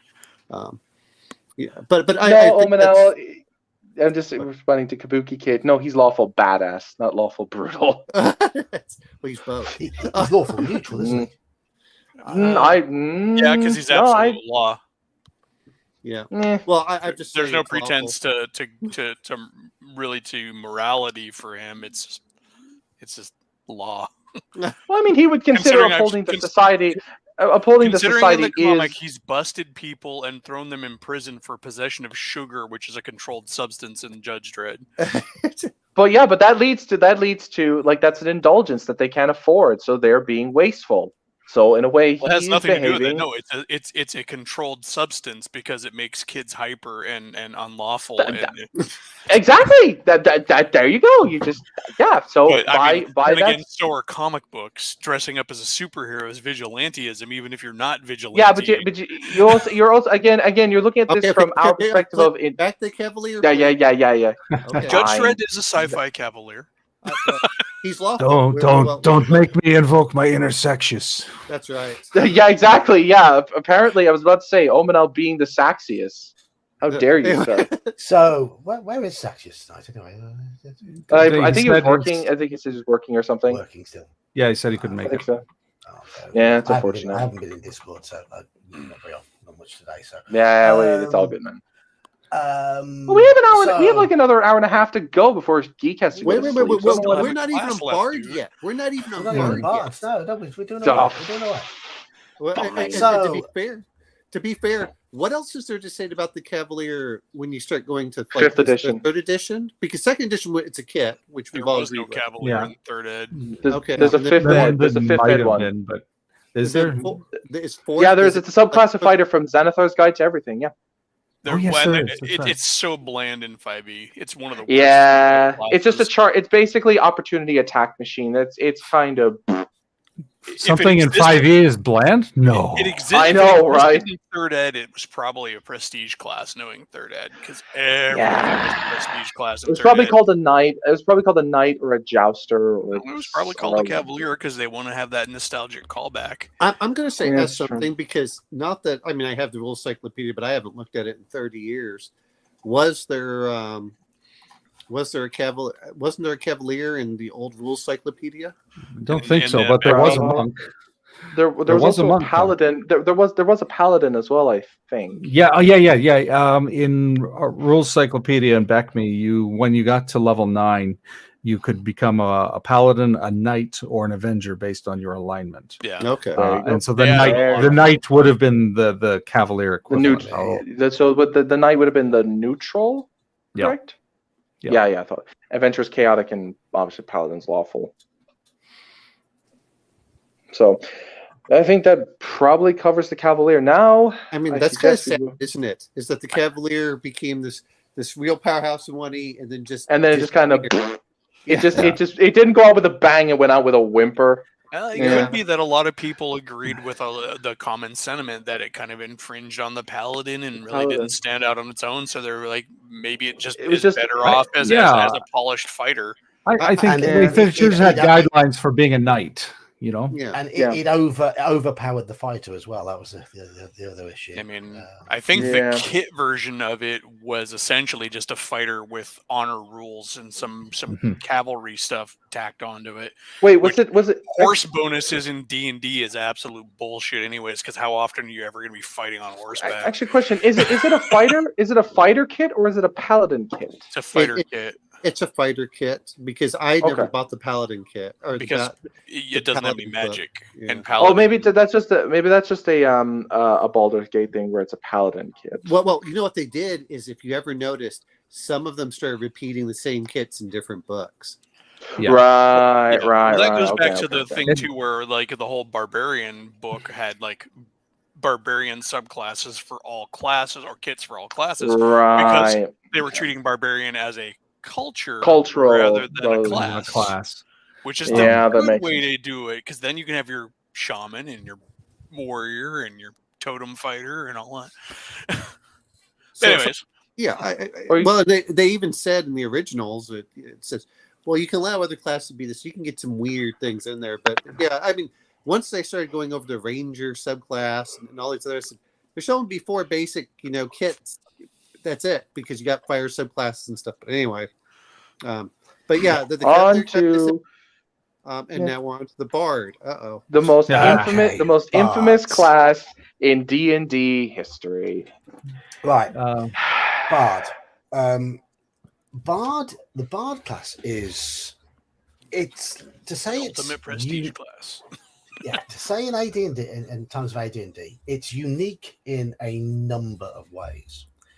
It's not a dual class. It breaks all the rules for dual classing, multi-classing. It's a prestige class, as already been said, and I believe it's the only class in D&D where the rules were so vague that in order to work out exactly what some of them meant, you had to refer to the Rogues Gallery. Yep. I remember you doing that in the video on it. Yeah, the video on it, yes. Yeah, because didn't you notice that like in the Rogues Gallery there was some wonky thing about like levels and rogue abilities or something like that? The way they described what fighter level you had to be and what thief level you had to be and whatever, it used quite non-specific language, and it wasn't till I read the Rogues Gallery that I realized that exactly what the wording meant and exactly whether or not the fighter and thief classes had to follow the idea that the second class had to be higher than the first class in the case of the Bard or not. It's all these things regarding dual classing, because a character with two classes could only be human, and yet a Bard could be half elven, who couldn't dual class according to the rules. So the only way, in my opinion, to make the first edition Bard work was for the player to declare at the point of character creation that they're making a Bard. But that is the way it's supposed to be, because it's supposed to be, yeah. There are requirements. You can't just say, "Oh, I'm a fighter. Oh, I think I'll become a Bard." And you can't do that. You have to start out because you have to begin your training. You have to begin your training as if you were a Bard. Yeah, and they're the hardest to require from. And in that sense, I would then apply the armor and weapon limitations to them right from the get-go as a fighter. But you would allow them to use their fighter abilities and thief abilities at the same time, correct? Well, remember that Bards have specific weapon and armor restrictions. Yes. Now I'm going to mention something here, because we're saying that, but when you're a fighter, you get that aspect. Then when you become a thief, you have to use a thief with none of the fighter abilities as a dual class. Yeah. And when you become but they're not dual classing. They're not dual classing. You're following the dual class rules. You can't. Yeah. You can't. I don't think you can. This is where the Bard is wonky, because the Bard has the rules. For example, it can only wear leather armor or magical chainmail. So because they're having to break the rules of multi-classing in order to become a Bard, and thus they have to declare at first level they're going to be a Bard, I would then say, right, during your fighter levels, you cannot wear whatever armor you like. You can't use shields. You're stuck with those Bard with limits. the Bard restrictions, exactly. Well, see, I wouldn't do that. I would make them follow the fighter, and then when they go to the thief, they get the thief restrictions, and then when they go to the Bard, only then can they go, because then they have to use both.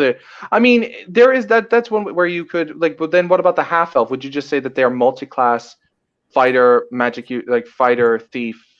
No, you simply break the rule. You break the rule. They are dual class because they have chosen the Bard. They're an exception to the normal rule. Yeah, I would agree with Mage's musings on that, though in most cases I never knew anyone that really did that. The Bard was one of those that you had to go 1st through 7th, and then you get back to 0, which means you can't use any of your fighter abilities for the thief until you get to at least the same level higher, 7th level. Actually, one passed. Yeah, one passed. Well, it would be 5th. Technically, it could be. No, for fighter, it's anywhere. It's no lower. It's no lower than 6th and no higher than 8th. And for thief, it's 5 to 7. 5 to 7 fighter level. Then 5 to 9. 7 to 9. 6 to 8, I believe, for the Bard. It's 5 to 7 for the fighter, 6 to 8 for the thief. Oh, that's right. You have to go. Ever played Bard. You have to go. If you're treating like dual classing, you have to go one pass wherever you left off in the previous class. I'm just looking for my Rogues Gallery just to confirm this, because this is all. If you look at the NPCs they've made up in the Rogues Gallery, it does confirm exactly. Although this is the one I always prefer the weirdness of old school, but it is kind of clunky and hard to keep track of. It has a soul to it, in my opinion. It makes it just feel more charming than the later version. The only real problem with it is there's no consistency across tables. Like I've looked at the Bard and I know how I'd run it. So if you're at my table, it's like, okay, this is how it's being. There's no argument. And likewise, Well, Orman has just said he'd play it a different way. It's okay. If I play at his table, I accept his way. You've read the rules and you made an interpretation on it. That's the ruling overrule mentality, which I completely agree with. Yeah. I just prefer the geek method. That would be how I would adjudicate it. But if I were at your table, Mage, that's how you adjudicate it, and I listen to you. Yeah, so really it's 5th. It says event prior to attaining 8th level, they must change the class to 7th. Thieves. Yeah, exactly. And then somewhere between 5th and 9th level of ability, bards must leave thieving, begin clerical studies as druids. But at the time, they're actually bards under druidic tutelage. They must always remain neutral. That's the one thing that has to be in there. There must be a one aspect of neutral. Yeah. They have to be chaotic neutral, neutral evil, neutral good, lawful neutral, or aspected neutral. True neutral. Yeah. Okay, I've got Rogues Gallery open. I'm just going to confirm that level thing from here because the level was. I haven't looked at Rogues Gallery in a while, but I remember looking through it, thinking none of these are by the book, or some of these are not by the book. Not none of them, but. What page? That's the other weird thing about the publication date on Rogues Gallery. Did it come out while they were still figuring everything out? It was 1980. Kind of the weird thing. This is kind of the weird thing I've noticed about old school D&D is that it's like you kind of have to read a lot of the other supplemental stuff to really get a grasp on some of the basic shit. Well, and I'm looking at it right here. Let's see. Even though presentation is greatly modified from the original Bard class, it is offered as a supplemental to the system, and your DM will be the final arbiter as to the inclusion of bards in your campaign. Yep. Well, that's just the like in the afterward anyway, that the DM is the final arbiter of all rules. Well, that's because the bard's in the appendix, anyways. Yeah. Okay, so if you is it in the appendix? I thought it was when you bring the Rogues Gallery into it, when you bring and use the Rogues Gallery to is fighter level is between 5 and 7, thief level is between 6 and 8, and the thief level does not have to exceed the fighter level because there are 1, 2, 3, 4, 5, 6, 7 example bards in there where the thief level is equal to the fighter level.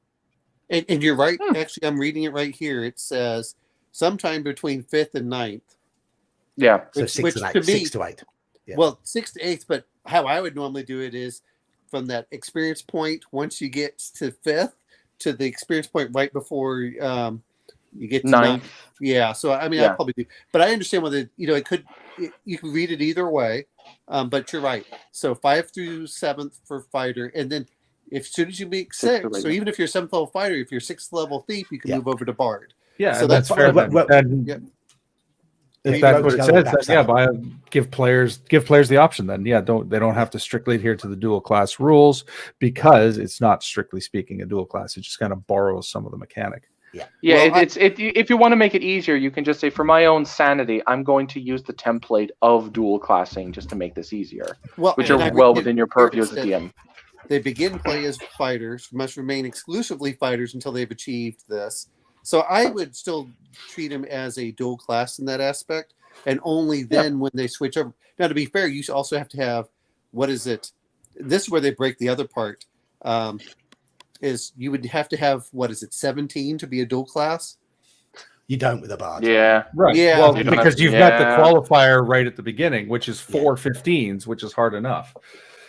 But I would also do it this way. This is just in the way I would do it is if you're going through a fighter, at some point you can find a tome or something like that to get those levels up, and then to get those stats up. So then you could switch over to thief. Then you could switch over to bard if you met all those other requirements. Let's just agree that if we follow the rules as written, the bards break all the rules as written. Bards are rule breakers. It's just that's what they do. Yeah, which is why they're relegated to the back of the book because they're such a wonky class. Exactly. And that's probably where they should have stayed. I've seen a lot of criticism that bards are overpowered, and I would argue no. No, they're not. They're way too hard to qualify for one. They're very hard to qualify for. They never get particularly good attack stats because they're limited to 7th level as a fighter. They can't ever get better than that. They will. How many bards are going to roll 4 15s and then have a spare 15 left for a constitution bonus? Very few. Yeah, I think this comes down to Bleedingly something few. that Mages has mentioned on a few classes, is that where that perception of being overpowered and stuff comes from is so many tables just waived the requirements for classes. Yes. And But sure they're overpowered because if you can just play them whenever. Yeah. But Geek, you're forgetting the most important and most wonderful contribution to the game, Method 5. So every time without fail, every time. Method 4, I gotta come back on camera just to do this. I had a character that I pulled up last couple of months ago that I could get. I got all the required stats for it. On the 4d6. Now if you're doing a 3d6, it makes it a whole other thing. But those are some of the things. I think the problem is that it's not everyone looked at, well, could I get those stats? The real problem is that people looked at the 23rd level Bard, not what it took to get there. Yeah. That's the same thing with modern D&D. They look at their build in a vacuum at 20th level rather than it's the same thing with everything in D&D. Yeah. Since time Memoriam, it's Memorial, basically you can go in like. I'm only attributing this to 5e because that's what I started with. All rules have always had people who want to go ahead and examine them in a vacuum or based on edge cases. So yeah, and I'm not against edge cases. That the thing is that I don't know how you guys were when I was young. Oh well, you know what? You got plenty high stats. We'll just keep rolling until you get it. It's not like you rolled one character. That's your character. It's like roll until you get what you want. It's something playable. Yeah. Oh yeah, and it's too easy to die. So have max hit points, and it's okay. So my max hit point Bard, so 70 from the I don't fighter. know how many people we ran into are like, oh, honest, I rolled these stats. Yeah. Well, like here's the problem I have, especially when you have automatic rollers. I'll roll 1,000 characters until I get what I want. So that's where it's like. I actually did that one time for a 5e game. It really sucks with auto rollers, like when you're doing Baldur's Gate and stuff like that, is getting too happy with that next button and having an awesome one pop up. You're like, but here's the problem. But here's the problem. They rectify that in, I think, at least the enhanced version, where you can save a stat if it's really good, and then just keep rolling. Yeah, but what I'm saying is you have to notice that it's there. Because if you're going next. Yeah. Oh, if you just keep going, and you go, there's the stat bar with 4 18s. You're like, no. And or you get greedy. You get greedy thing. I have 3 18s. I could get a 4th. But then you get greedy. Going click. Yeah, I've done it. I did it because you're so crestfallen. You're like, screw this game. It's stupid. But I'm saying, but that's the way some of these, when we're looking at these characters, a lot of it was done that way. Instead of saying, this is why, as I'm beginning to play, I'm like, hand me a character sheet. I will play what's there, like you do with the one shots. I think the worst thing is where roll up your character for this one shot. Like, no, the DM should be handing you the character for the one shot because it's a one shot. No, give you 10 characters. Maybe you should give 10 or 15 characters. Like, here, pick one. But that way, you as the DM know what they have. You can make sure they have the right stats or spells or things that they can get through your adventure if they need them.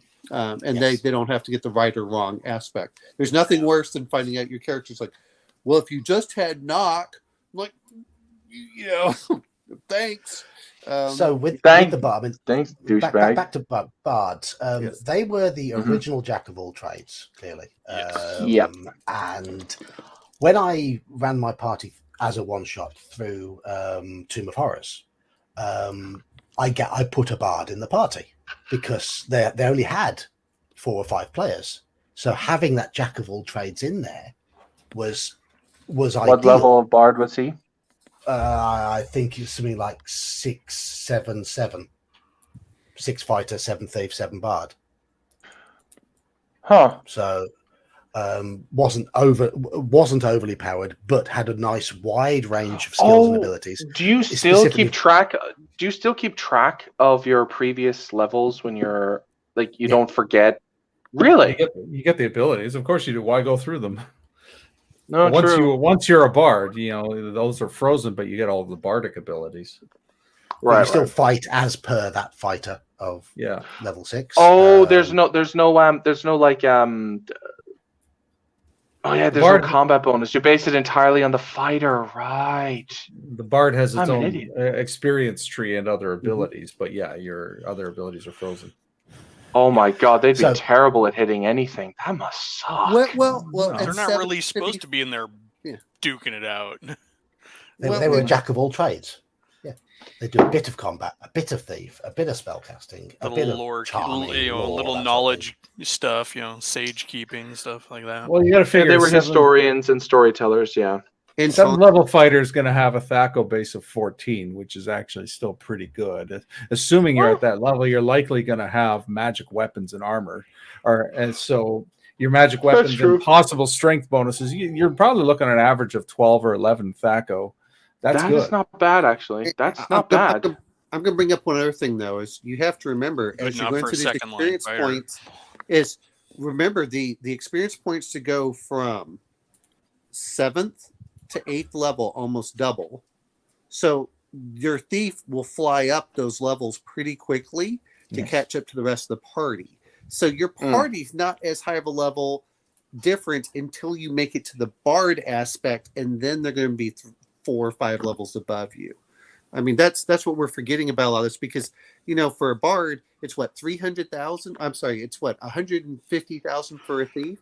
For 150,000 for a thief, puts you at 11th level bard almost. So you're going to be flying up those levels, to get there. So the party's only like 3 or 4 levels above the bard. So you're not that far off. Yeah, and you also have to look at the added value on the bard and of having all of those different abilities. That like yes, you're maybe a lower level, but what you can do.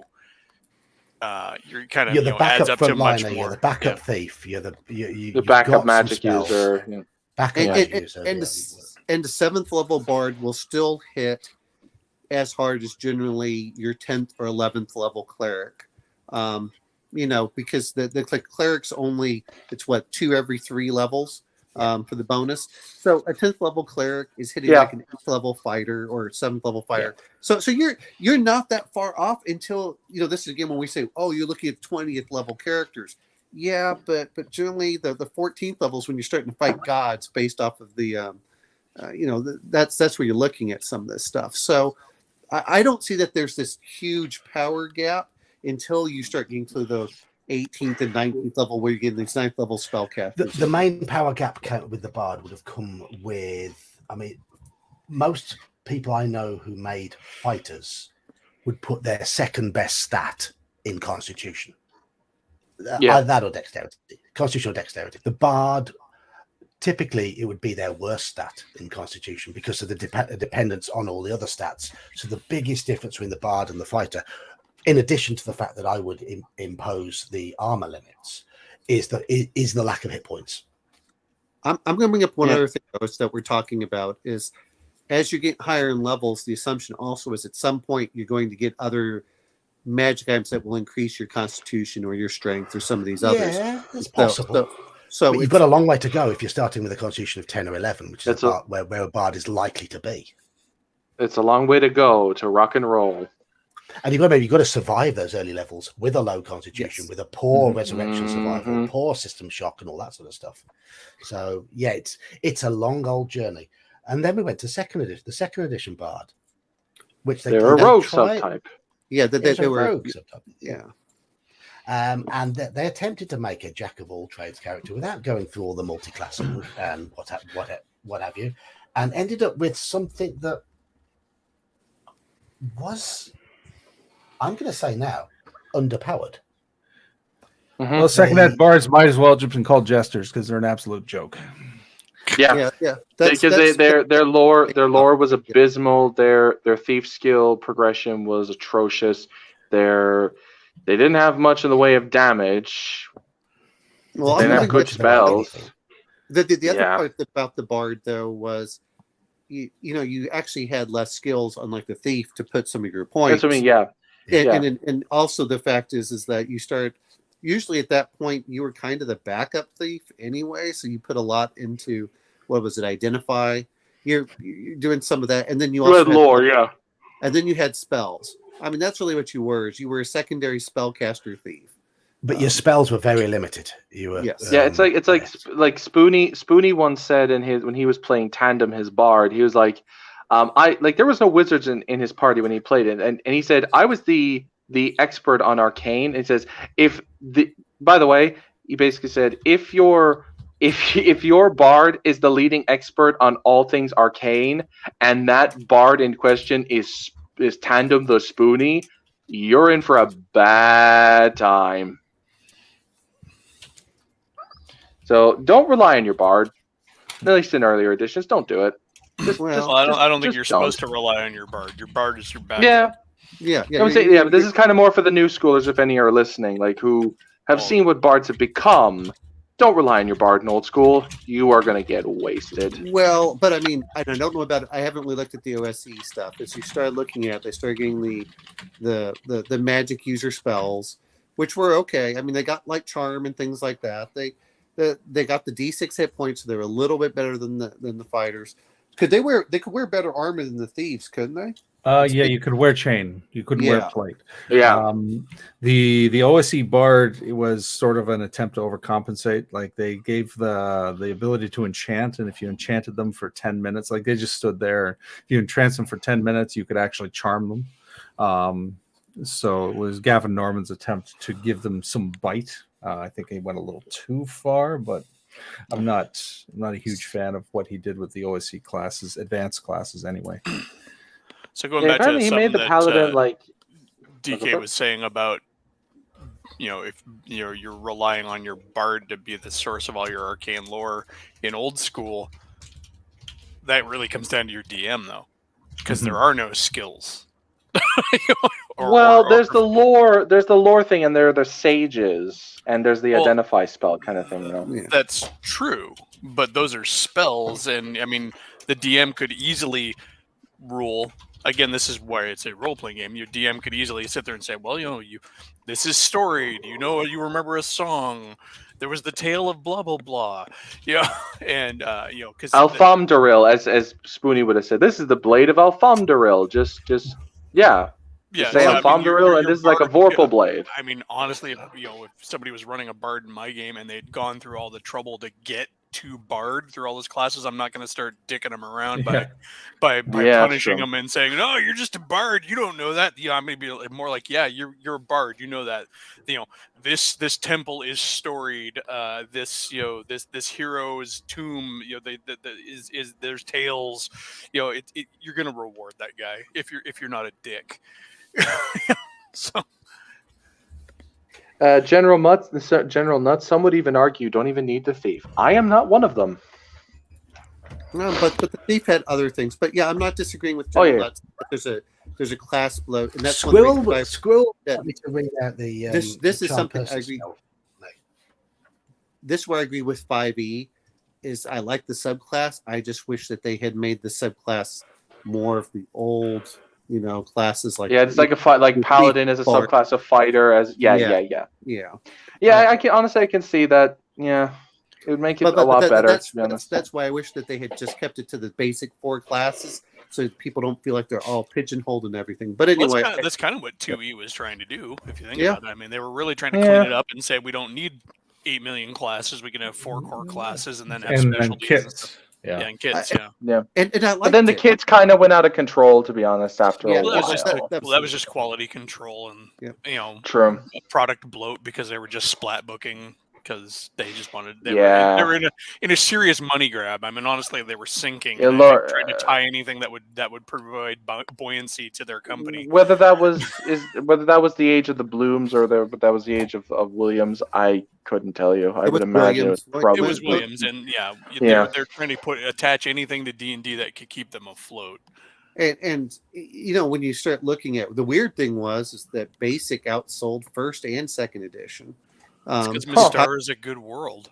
No. What I meant was that it had everything you needed to play. But But I remember playing a Bard, and I think we played a Bard Thief Acrobat, which I know that Yogi's like, what? Yeah, that's what we did for the kit was a Thief Acrobat, and we actually had some fun with. Actually, I think we had 3 Bards. Oddly enough, we had a Drow and 2 Halflings, and then we had the kits accordingly. Would someone yeah. please read Bard verbatim spell the is charm awesome spell from AD&D? AD&D, where Right. your intelligence determines This how is a long. request because obviously Bard's charm was their sort of thing. Now, under the magic user spell, it does say refer to the druid spell, charm person or mammal. And now druid, it So says refer to the magic user spell. So I'm going to read the Really? druid. I'm No. going to read the druid version. The spell will affect any single person or mammal it is cast upon. Obviously, charm person is just person or relevant humanoid, which is listed in the magic section. The creature will then regard the druid, magic user, who casts the spell as a trusted friend and ally to be heeded and protected. The spell does not enable the druid to control the charmed creature as if it were an automaton, or automaton, however you want to pronounce it. But any word or action of the druid will be viewed in its most favorable way. Thus, a charmed creature would not obey a suicide command, but might believe the druid if assured that the only chance to save the druid's life is if the creature holds back an onrushing red dragon for just a round or two. Note that the spell does not empower the druid with linguistic capabilities beyond those he or she normally possesses. The duration of the spell is a function of the charmed creature's intelligence and is tied to the saving throw. The spell may be broken if the saving throw is made and it is checked on a periodic basis according to the creature's intelligence. And even if you're 18 intelligence, you check once every 2 days. Our average intelligence is once every 3 weeks. Yeah, I mean, charm was very, and going back to 1E spells were very, very potent, which is why Sleep, web, charm person. Don't take magic missile for the love of God. Oh, and light, please, for the love of God. Magic missile's great. Magic missile's great when you get to about 5th level and you've got the multiple missiles. But lower levels, it is magic missile might be your only option too. Remember, in first ed, you got to roll for. Oh yeah, it's not like a cleric. It's not like a cleric where you just pick them. My bad. I keep forgetting that. Well, and I don't remember what because I don't have my 2E book. What was the inspiration aspect of the Bard in 2E? You they had you could rally people if you spent 3 rounds prior to engaging in combat, rallying your allies against a foe that you know something about. So like you're being attacked by orcs, you could rally them by talking about the feat of orcs. I've got a little story about that. But yeah, then you get a +1 to your attack and morale. It's like a bless spell for 1 round for equal to the level of the bard. It's kind of gimped. Not very potent until you get to a decent level. But Sinister Secret of Saltmarsh. Your favorite module ever. My favorite module, yes. And I allowed the 2nd edition Bard to be used in that, and a player played one. And they got to the section of the module where they're rowing out to the boat, silently creeping up on the boat to try and board the smuggler's ship. And the player decided to use his bard's rallying ability. At that moment, really, he stood up in the boat and sang a song to rally his men. At which point, the smuggler's ship hauled up the anchor and sailed away.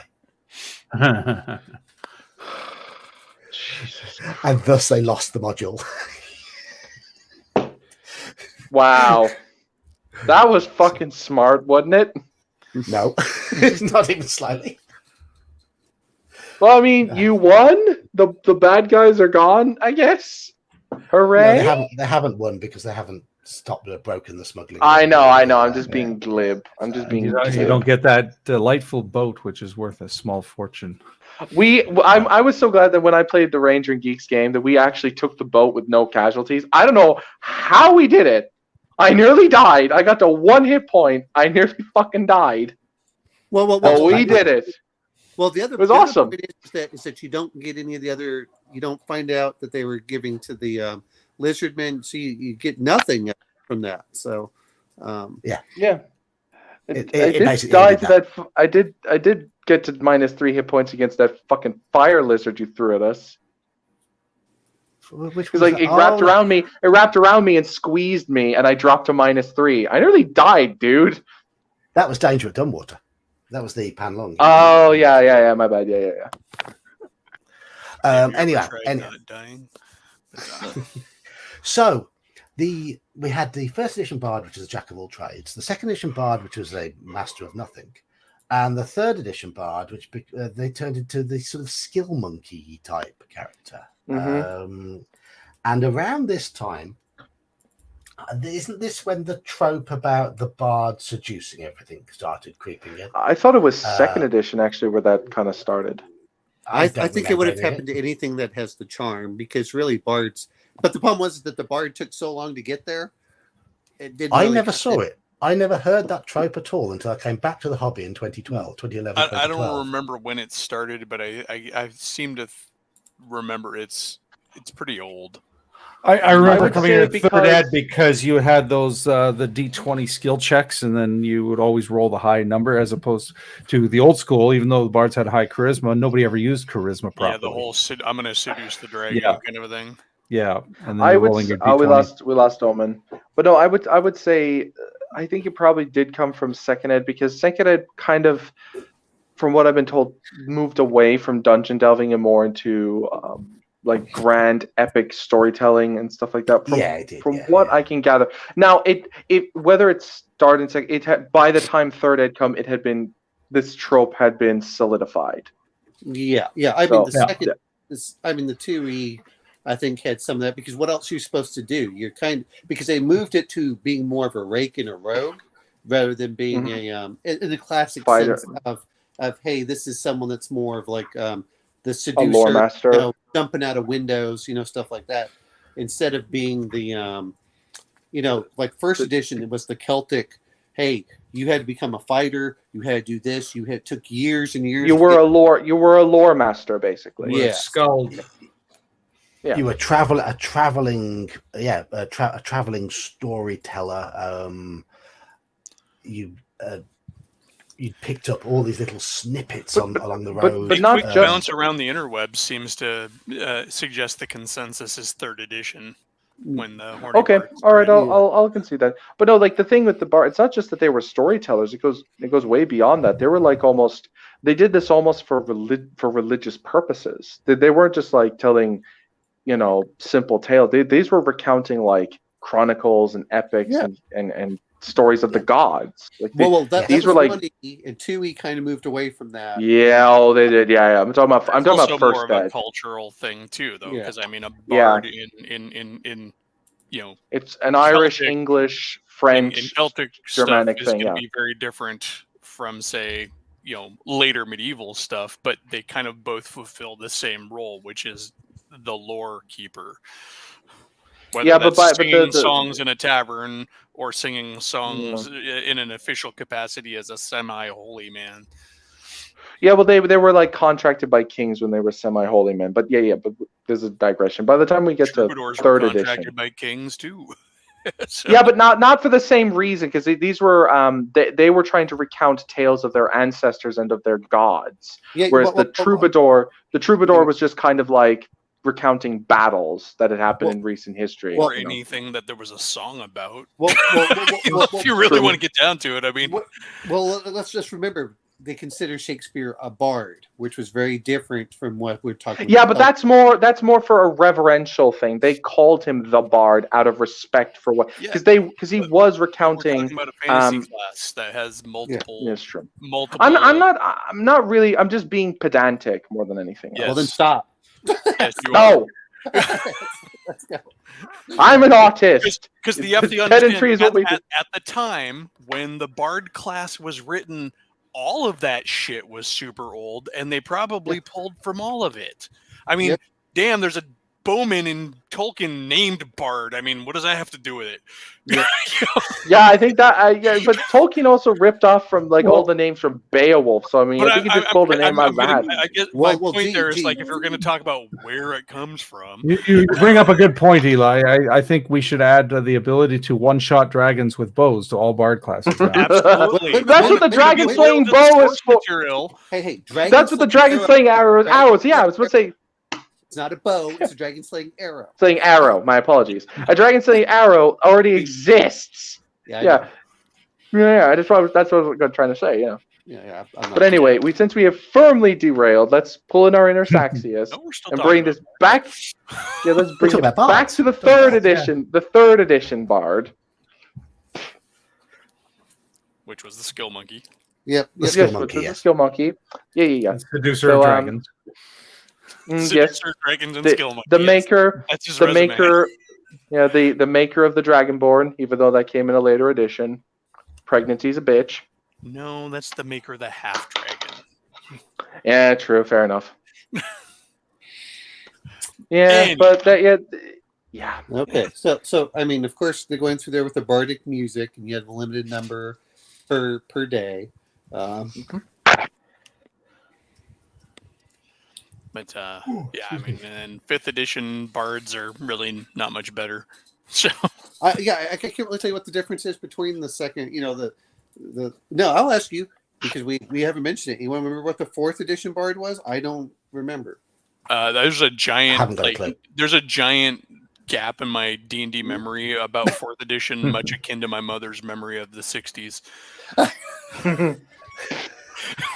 I know nothing about the 4th edition bard, but I do know the 5th edition bard because it's the class I've played more than any other in 5th edition, and I've never played the horny bard in 5th edition. I play my most recent bard he was a bit of a charlatan, but he was a good-natured charlatan. And he would confuse and deceive. That was his approach.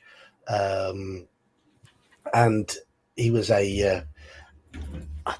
he was in AD&D you had to have this neutral component to the alignment. He was Celtic good. Yep. I think an idea of a Celtic good bard is fine, because he's a bit of a rebellious good guy who's got a bit of a mischievous streak, doesn't abide by the rules, but doesn't want to hurt people.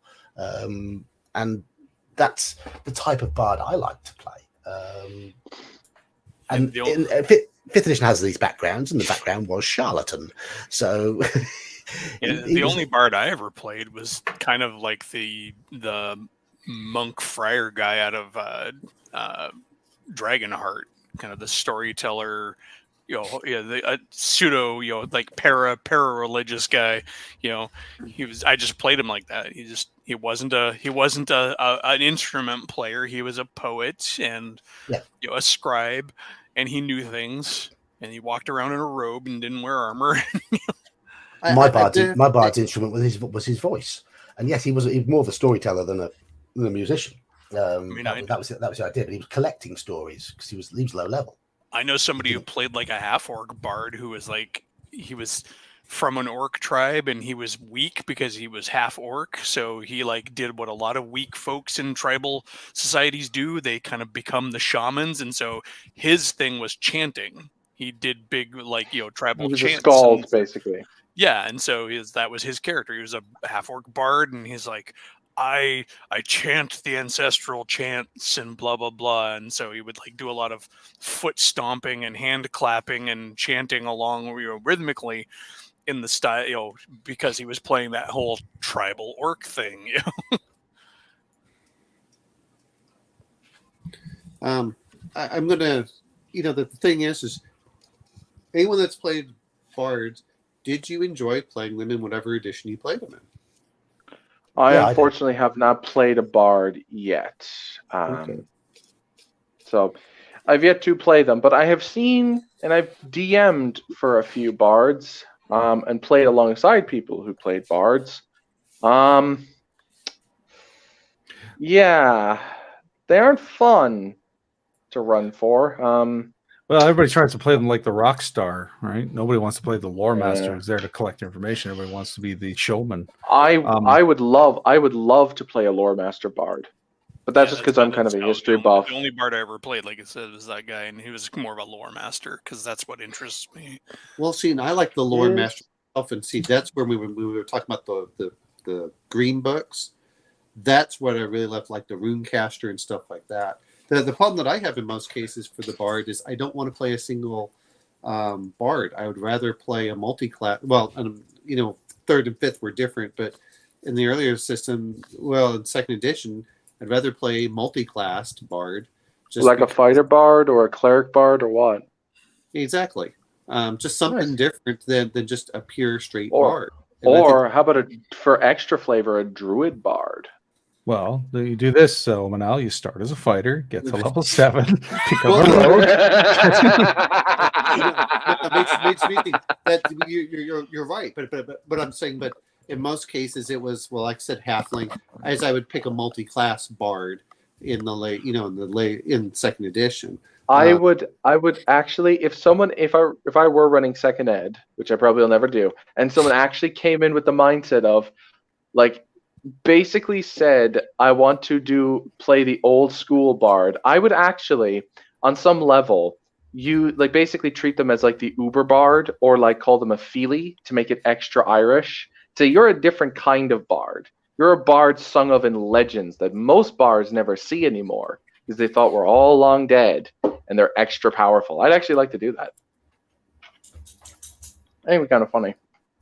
Well, see, if you're going to do this and they're doing all the bad puns, the problem with the Bard is you tend to ride the horse, and not in the good way. No, so anyway. Oh, why? Fuck you, Omen. Hey, you need to tone down. Stop getting Geek demonetized. That's okay. YouTube already has an algorithm in place that if DK just shows up on the stream, just automatic demonetization. Yeah, and also YouTube is stealing his money anyway, so he's relying on super chats. So but I mean, ever since was it Gingerbeard screwed you with the card? Anyway, sexist.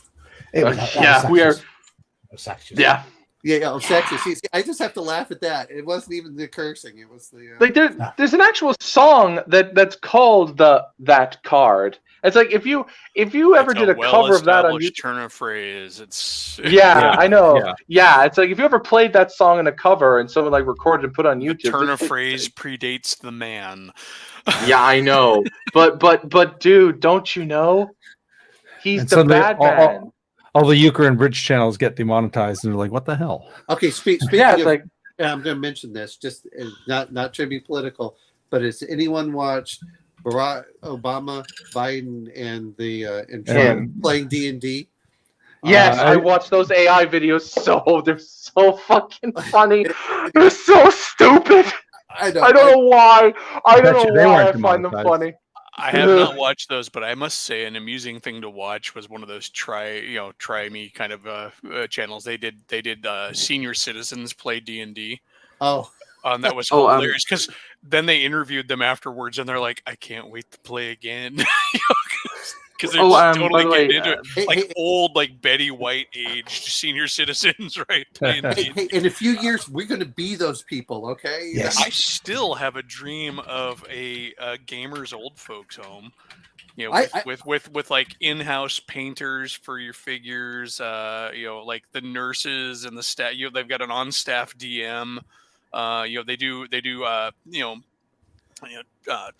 shuttle bus rides to the local game stores and conventions. You know what? One sec. I was asked two questions. I want to ask in a sec. Just keep going. Okay. Well, I heard that and I haven't checked downstairs. For my library, they have the D&D books. Now, of course, they're 5th edition, but they have the D&D books at my library. They have a veterans group that meets like at noon every week. There's a question like, that doesn't do me any good. I'm at work. But no, I have to laugh at all these things that have become normalized. And I'm going, you're laughing. Eli has a good point of, I can see that occurring. You just set up a group and they're like, oh no, everyone. I guarantee you our generation's old folks home is going to have on that community board. Friday night is D&D night in the dinner hall. One thing about old people playing D&D is they're going to have no issue shaking the dice. Yeah, they'll have a hard time throwing it. But to answer Brian. The problem Brian, is that they need those 50 millimeter dice that I have to see the numbers. To see them, yeah. Yes. I'm just going to have my Brian- dentures forged out of D&D dice, and I'll just spit the dentures onto the table when I need to roll. Yeah. Brian asked me Maybe a we can question. have a Have I die heard a roll sword? like they have bingo collars. Yeah. I need Yes, a D20. Brian. Yes, Brian James. I know of Sword and Caravan. I like it. I may run it someday. And L, I did not say Sealy. I said Feely with an F. Okay. I think I don't know. Actually, maybe Feely are what are called Irish kings. I don't And remember. we all off the know top of my DK loves head. his F words. Yes. Actually, you know what? I think I was about to say another one, Sean. I'm going to be a good boy. We say that, Manal. Oh no! I was just mentioning that I think that it'd be kind of cool to have your Sealy and unsealy side for bards. But Oh, anyway, no, it would be. So, It would be cool. So I'm trying to think. Are there any other weird classes that we have not touched on? Because I think that we've kind of beaten the bard to death. We didn't do the fifth ed one. There was much rejoicing that we've beaten the bard to death. So Better We than didn't do beating him much on off. the fifth ed one. We didn't do much of the fifth ed one, but most people watching this won't be watching for the fifth ed stuff anyway. To be honest, Well, you don't want to get you want to cash in on that fifth 5e craze, Geek. The fifth ed bard is just more of the modern trope, though. Yes. They use their songs to activate abilities. Where Well, I mean, everything's bland. there is technically, like, if you were saying there is a Sealy versus unsealy one, Omanel, there is the bard, like the College of Whispers, which kind of fills the unsealy bard notion. If you were interested, I mean, you got the College of Lore, which is kind of your insulting bard. You got your College of Valor. That's the one I played. Your That's what I Sorrow. played. There's the College of Swords. Yeah.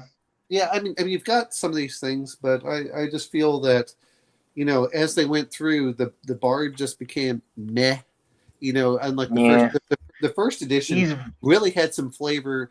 Ignoring how hard it was to get one, it really does provide a lot of interesting aspects if you're playing a druid, a monk, and a bard all together, because they do have such a I was saying the same thing about the monk, but by the time they came to fifth ed, although it was clunky, well, maybe like a lot of people are, it was clunky, but the clunkiness is what made it stand out.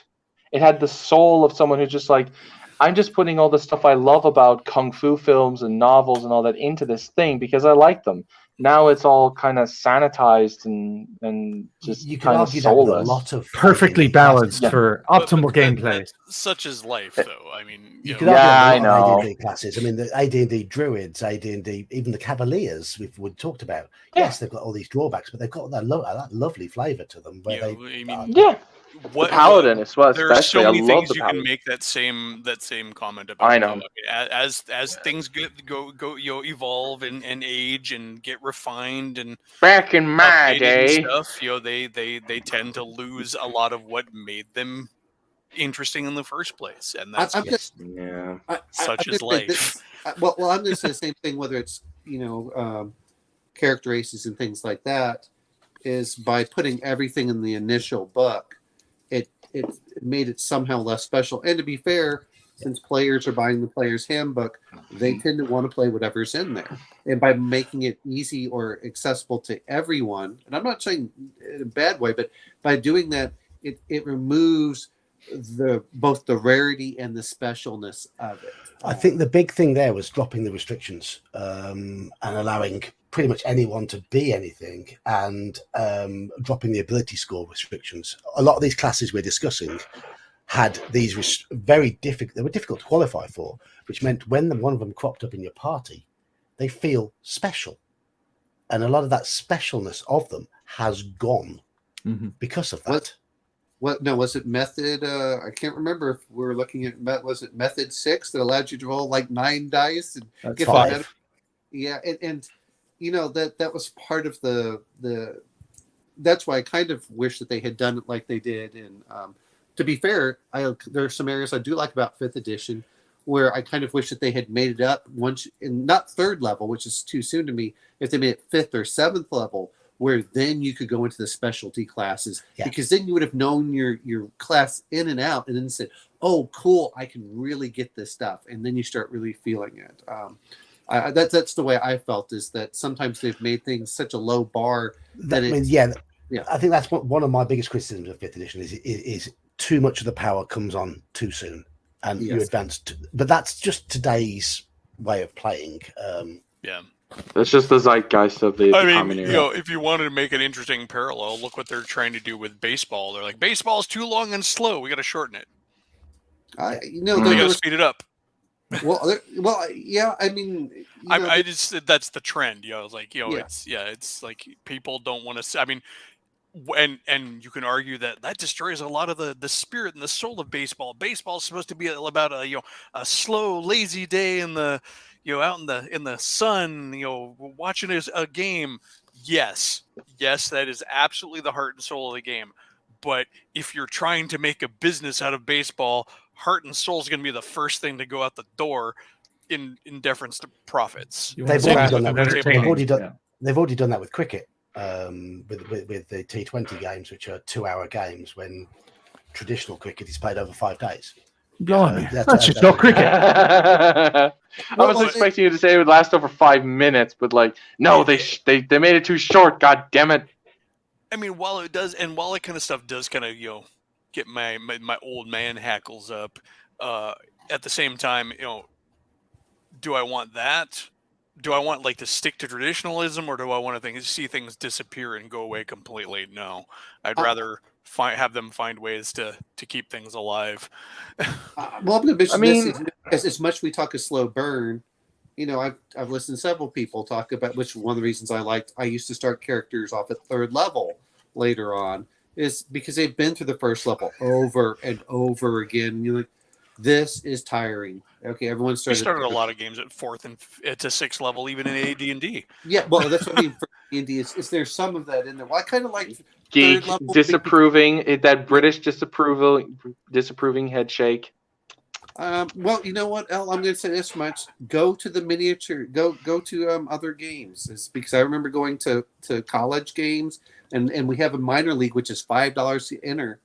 For baseball. As much as everyone talks about everything, but yeah, but you know what? We have a variety of games, regardless of how we look at it.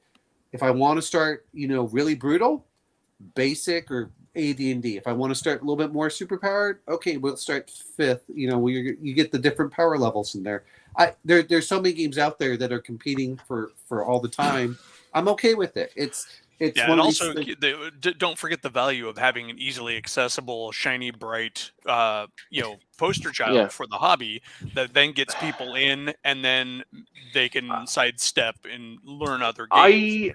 I will say I have no problem with them simplifying it. That's not my what I have a problem with is just as the game progresses, it just turns into hollow member berries. That's what I think really kind of upsets me the most. No, what's upsetting you is the member berries, man. Because honestly, the hollowness is only there because you have the member berries, dude. True. Well, I'm going to bring up one other thing. We're talking about member berries. I think part of it is, and this is the way I've been, is 5e acts as a gateway to other role-playing games. Exactly. So as much as people, that's how I started. So Well, I mean, but even my friends. Okay, after the OGL thing, they're willing to try other games. And I'm like, okay, it's not that you have to, everyone acts like it's either or. Hey, man, they still play 5e. They would still play, I think they are more willing to play some of the other games too. And you can play different. Now, I know that Eli and I are, we'll play different games, but even like Geek, you play what, 5 different games right now? He's going to start an OSC game, which I'm looking forward to playing in. Omenel, are you by any chance lying on a bearskin rug? Because your pose suggests it. No. Just like cheesy jazz music starts playing. You careless whispers over. I think that, the what a lot of people may consider the sort of the craptastic RPGs in their mind is like you could equate it to food or beer or whatever. You're like sure, you start out with you start out in high school with the bud, and then later on you discover real beer.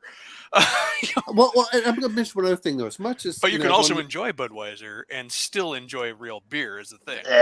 But why would you enjoy beer at all? Beer's disgusting. Drink cider. I think you one just other lost thing, your though. citizenship, dude.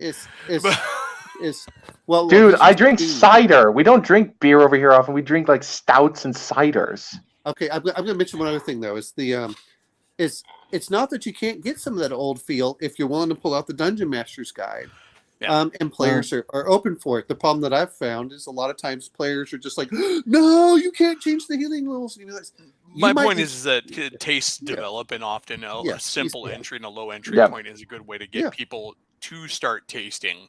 You know, I don't drink, you know, the lightweight beers anymore, and I'm really snooty when it comes to beer or cider and stuff nowadays. I mean, my personal philosophy is if I can see through it, I don't want to drink it.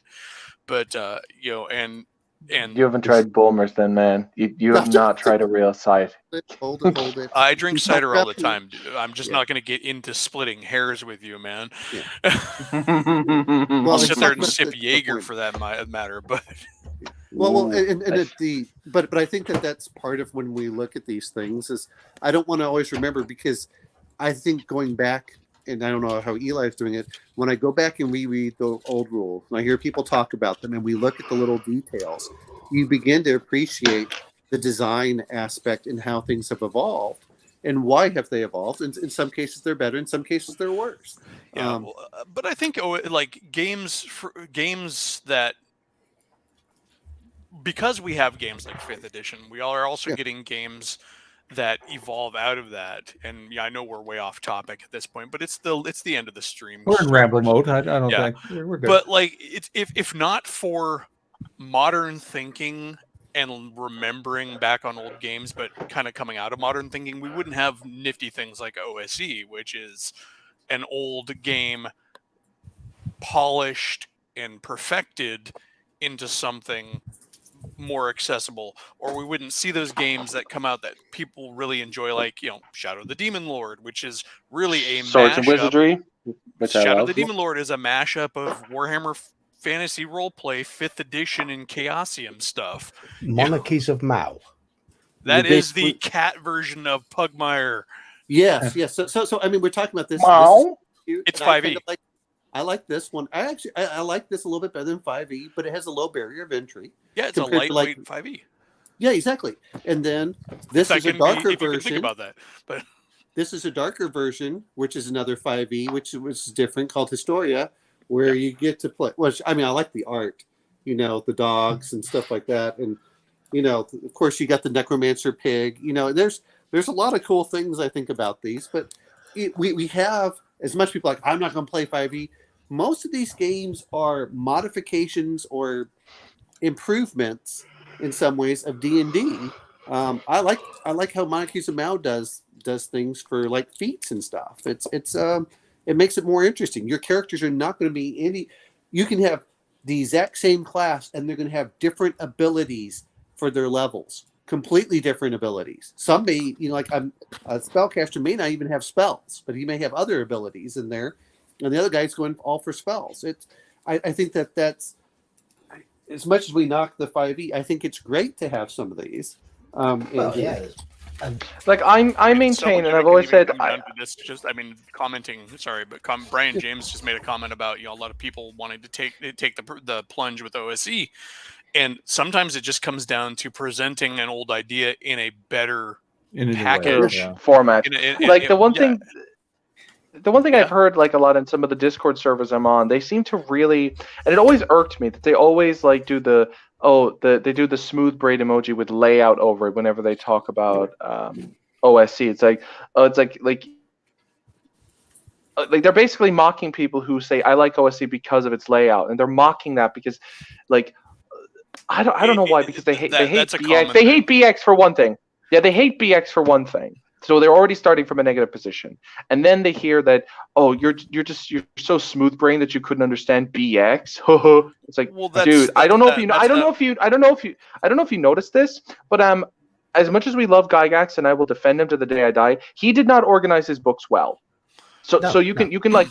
cut that elitist. Well, if you actually just read it properly, it's not that easy to read. And the only reason why you are able to read it well is because you had 3 decades of experience sifting through the esoteric. BX is easy to understand, but there's no reason. Yeah. There's no reason to run OSE down as a result of that. Because there's this overinflated false merit for somehow having to trudge through the knee-deep sludge of old school rules composition. You know, it's the uphills both way and the snow barefoot is what it is. Hey, man, you're crapping over my one achievement in life. Lay off. Well,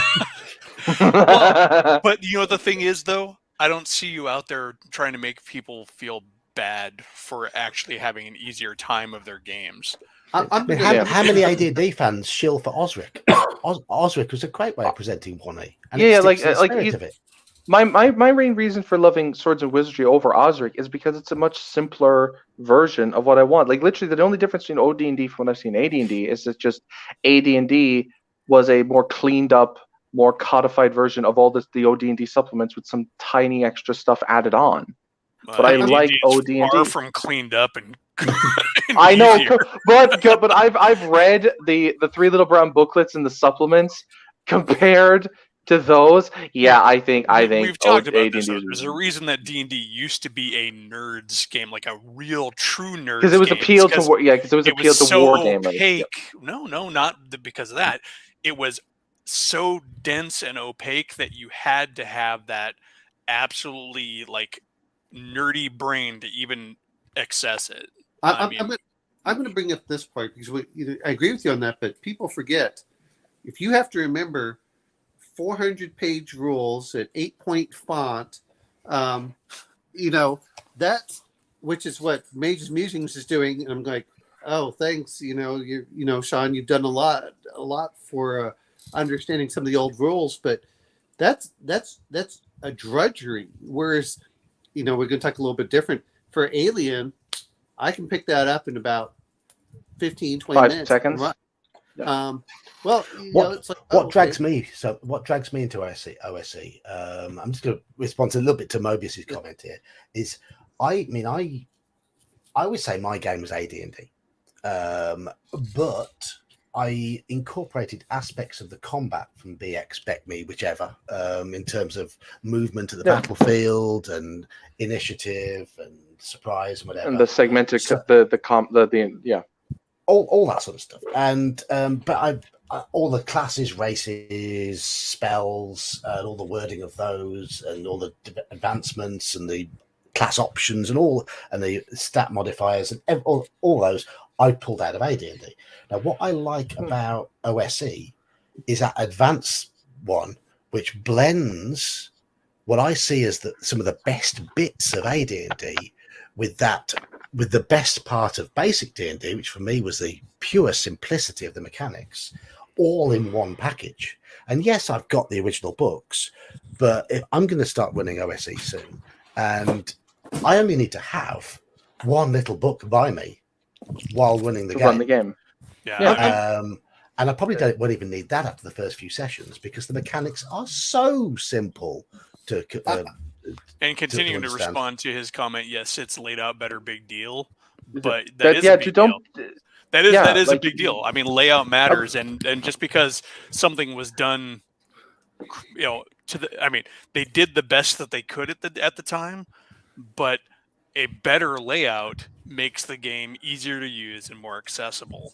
I'm used to the layout of BX. So I have no use. Yeah, granted, you're used to it. Yeah. You're used to it, Mobius, but a new schooler might not be. That's the issue we're driving at. That's what we're driving at. He wouldn't need to go out and buy the books if he was running a game, though, either, right? Well, something here which we're all forgetting is getting new players in. Yes. You're lowering the barrier of entry because this is one of the reasons I like the little books for the OSE stuff. Yeah. Because guess what? Is I can keep the DM stuff on my side. And you can get the fantasy classic or the if you get advanced characters and stuff like that. Here's the classes. Here's the book with the character classes. I'm going to hold on to the other stuff, so you don't feel you're not presented with this mighty tome, which is intimidating to some people. The other point is players. If you try to get them in a new system, you try getting them by a $50 book. That's a whole other thing to get them to invest. Whereas, guess what? I have these little books in here, and I say, you know what? Here you go. And the magic user, if you have the cleric and you have the magic user, they're not fighting over the book. There's like, hey, you look at one book, I'll look at the other one. Yeah, and it's really well done. Hawkman points out layout is why I love digital documents. Searchability is much better. Yes, that's another thing. I don't know, like searching for things. Yep, searchability is actually kind of a good thing. I don't understand the resistance to the convenience of modern technology and modern layout. It's a weird. I think Geek, I think it's a Geek. I think Geek said it best. I think a lot of people in maybe not the majority of them, but a lot of them are undiagnosed people with autism. I think you know what I mean? No, because autists have a resist, and I'm not trying to be dismissive. I'm trying to diagnose what the problem. I've got that resistance. I resist change. I resist people trying to tell me what to do. That exists. But I mean, Mobius is right. I mean, the red and blue books aren't difficult. They aren't difficult at all. But I said what I like about it is partly what people have been saying here about having different books for different things, so you can hand the books out. Yeah. But in terms of for me, it's just having that nice blend of basic and advanced, neatly packaged together, all in one place. Yeah, it's just that ease of use. I mean, okay, when I run AD&D, I'm at the stage now where I do rarely check the books because I've got my own way of running it and all of that. But very true, Mazes. I picked up OSE for the purpose of specifically running an OSE game. I want to run an OSE game. I've heard so much good about it, and I've been browsing the books. I've played OSE. It's great, and that neat layout, that easily digestible format. It makes me want to run it.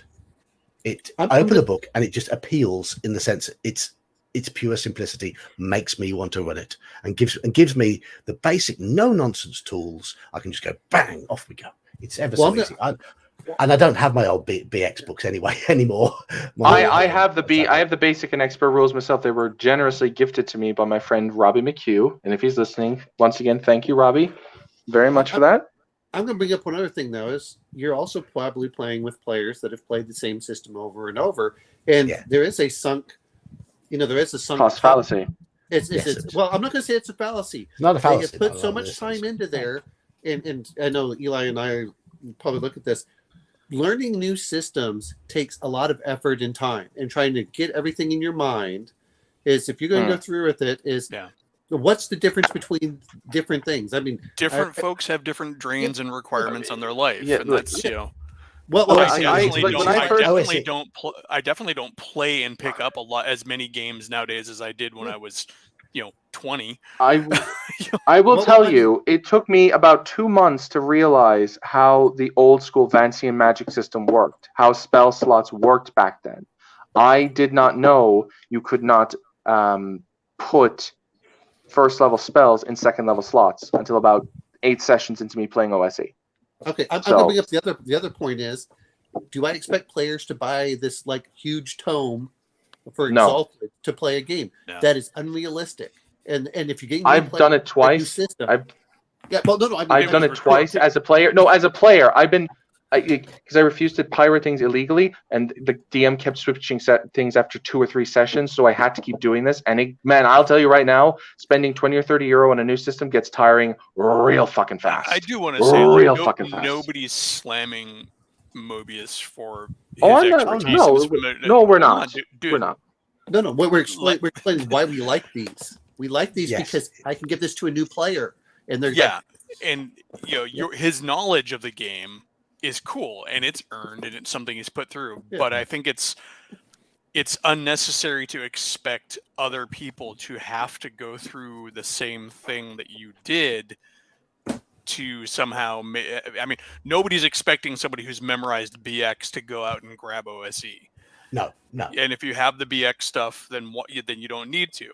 However, seeing as they're not readily available except for on you can get the print on demand, but they're not out there on shelves, and they're not in the current collective community, as they're not as buzzworthy, I guess.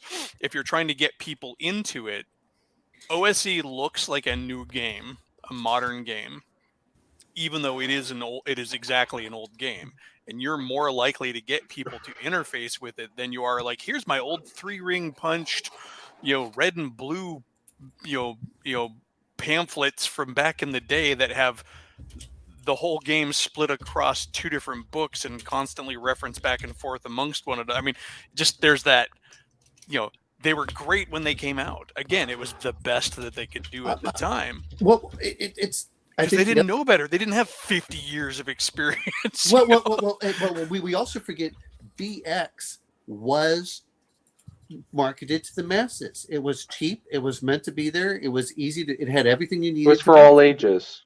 All ages. Well, no, it was like 10 or above. It's 10 plus. Yeah, 10 and above. But the point was that it was there. But as kids, we had one person buy the book, like Eli said. You kind of do it from memory and you go through with it. But if I'm getting new players that are in their 20s, I can't say, by the way, there's this great game. You have to go buy the books. You have to go read the PDF. You have to go do this. By the way, spend your 20 or 30 hours of your life trying to learn a new system that you may or may not like. It's like, no. Yeah, that's why when I was trying to get back into OSR play, I went and gravitated to basic fantasy role play. Because everything is free. Like I went out and the books, the print ones are dirt cheap. So I'm like, if I'm going to get anybody into this, I can. I mean, while it wasn't my first choice of system, I'm like, if I'm going to get people to play and come to the table, here's free PDFs or at cost print stuff. And players are much more likely to, if they really love it, they'll buy the nicer versions. To be fair, they'll buy collected stuff. But until they like it, man, you really want to make nothing beats free. Well, this is the reason I got the Conan, and I printed out everything. I put them in little 3-ring binders, and I gave it to the players. So guess what? They had all the rules. They had it nicely laid out. It was in color. That's what you want to do. Is you want that low barrier of entry where they're like, oh, I don't feel like I have to know everything right now. And I think that's part of the problem is that you as an old player, and I'm going to say this as anyone that says, look, I've been playing this for 40 years or 30 years or whatever it is. Like, okay, that's great. Now get someone new where they don't feel overwhelmed and they don't get the paralysis of too many choices. What do? Here's a simple version. Here, we're going to start first level. You learn very slowly for your character. Hey, this is what you're going to do. You slowly ease them into it. And, it's just a barrier of entry. Yep. I will point out to Mobius, to be fair, I don't think nostalgia is the right word. I think because of how tainted that word, I'd say it's more, to be more optimistic too. I think it's just you're devoted to the system. And I admire when people are devoted to a system, even like, look at real. Yeah, no, I know it does, but it's kind of, and nostalgia kind of seems a bit more irrational or derogatory when people say it. I've come to associate. You're too young to understand. It depends on how it's used, man. I'm 28 years old, Geek. I can be nostalgic for things from my childhood. You're okay, 5 years older than my oldest child. Wait, Omanal. Wait. Omanal, I thought you were like 35. I'm 50 almost. No, Omanal, sorry. I meant Elfbait. I meant Elfbait. I have a 23-year-old son. Yeah. And Elfbait's you look here like you're 35, dude. I'm 51. What? Do you not see the white beard? Dude, my brother. I would point out my brother is 40. Dude, my brother is 40. Okay, my sister is 35. Okay. but they're probably like that hard-living Irish 40 and 35, aren't they? They're not really. They're not really. You're also looking at a 51-year-old who's never worked out in the sun. He's never drank to excess. He's never smoked. He's never done drugs. I'm sedentary and I eat a lot, but that's my only vice. Okay. Well, I'm going to bring. Oh, sorry. Okay, go on. It's when we're talking about the player's handbook. The other problem is players have invested a lot in the 5e stuff, and as much as I know Elfbait and I were going back and forth about the OGL. My friend, after the OGL, suddenly became open, and his wife was the pivot because whatever game she was willing to play, the rest of the group's willing to play. And she was like it. But after the OGL, she's like, "Oh, I'm willing to play other games," and that makes it a big difference. But getting someone away from something where they've invested hundreds of hours for, man, it is hard for them to let go. I mean, look at L. L only plays BX. Anyway. And that's cool. I mean, if you're I'm never going to tell anybody they're wrong for being a one-game person. Yeah, that's fine. They're mono gamers, whereas I'm a polygamy gamer. Yeah, I'm. When it comes to gaming, I'm pretty much a slut. Yeah, exactly. I am a D&D aficionado. I will play anything that any setting, any variation. That's why I like the OSR. As long as it's D&D, I don't care if it's slightly deviation, as long as it's D&D. But I may try Cthulhu once in a while. No, I'm going to say this much: is the old BX stuff, and this is the great part about it is. When you have those shelves are my shame. Your house is insanely huge, my dude. That's his basement. It's not. It's not. My house is small by American standards. So the fishbowl effect with the camera. But the Isle of Dread, I can play this with with Goodman Games. I can do this. I really want to run Isle of Dread, or I can do OSE. This is what's so great about having some of the stuff and. They are producing things with the Dungeon Crawl Classics. Looking at the books, I can play with the old BX or the old AD&D if I wanted to, without really modifying anything. That's what's so great about some of this stuff is you can go back and go look at these modules. There's nothing stopping you from using them in your BX game, even though they're for DCC. I'm going to use the CC Lankmar stuff for my Swords and Wizard game eventually because I want to. It looks cool. I adapted a 5th edition module, which was meant to accompany the 5th edition update of Keep on the Borderlands. Oh, the Into the Borderlands by DCC, was it? Yeah, and there was a 5th edition module that was designed to go with that, and then I retro converted it to Old School Essentials. Beneath the Keep or whatever. Beneath the Keep, yeah. Was that the Judges Guild thing from a couple of years ago? No, Beneath the Keep is the 5th edition fantasy adventure module. Yeah, I haven't heard of this. Beneath the Keep of the Borderlands. Yep. I mean, these are things that we while we talk about the old school, we have so much coming out now. We have better selection now than we did when Eli and I were kids, and Geek as well. I guess Sean, since we've all been playing 40 years plus. Longest career I've ever had. Yeah. now to make money at it. So I have made exactly in gaming about $5,000 over my entire life. No. The problem is how much you've spent to get that $5,000. So, if you want to break down, about 370 of that was writing a very small gaming product for a friend of mine's company that never started, and then I also have a miniatures range.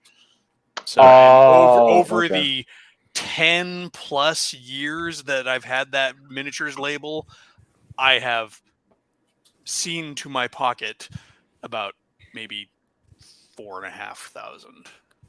That's not bad. Living the dream, man. Living the dream. Yeah, considering one miniatures release cost me $2,400, that's not a lot. Just because it's kind of. Just want to know. So, because I'm still bad at ages, just because it's kind of harp on me. Sean, how old are you? Do I dare ask? In human or rather years? Personal question. Well, hey, it's fine to ask a man his age. It's just a lady her age. There's a difference. I'm not asking your wage. I'm not asking your wage. So DK, just know, is ignoring you. I'm the youngest of the group. So you're what, like 42? I'm 49. Aren't I just the oldest? Or, No, I'm the oldest. So you're 50. oh no, yeah, you're 2 months older than me, aren't you? Yes. Well, oh no, Right. you're the youngest of the group, not counting DK. Well, okay, Yeah, okay. That's no. We're to be fair, you are a puppet, so you're probably only about 3 or 4 years old. So There's about 2 years between all of us, so isn't there? Yeah. Apart from DK. I mean, we're really. well, there's Yeah.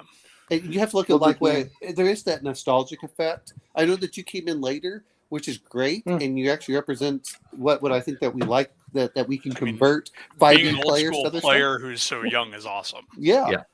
I mean, I do think that there's something to be said, like you said, is, and I've noticed a lot of younger players doing that, is they want that excitement and that danger aspect that you're just not getting necessarily from 5e. 5. Yeah.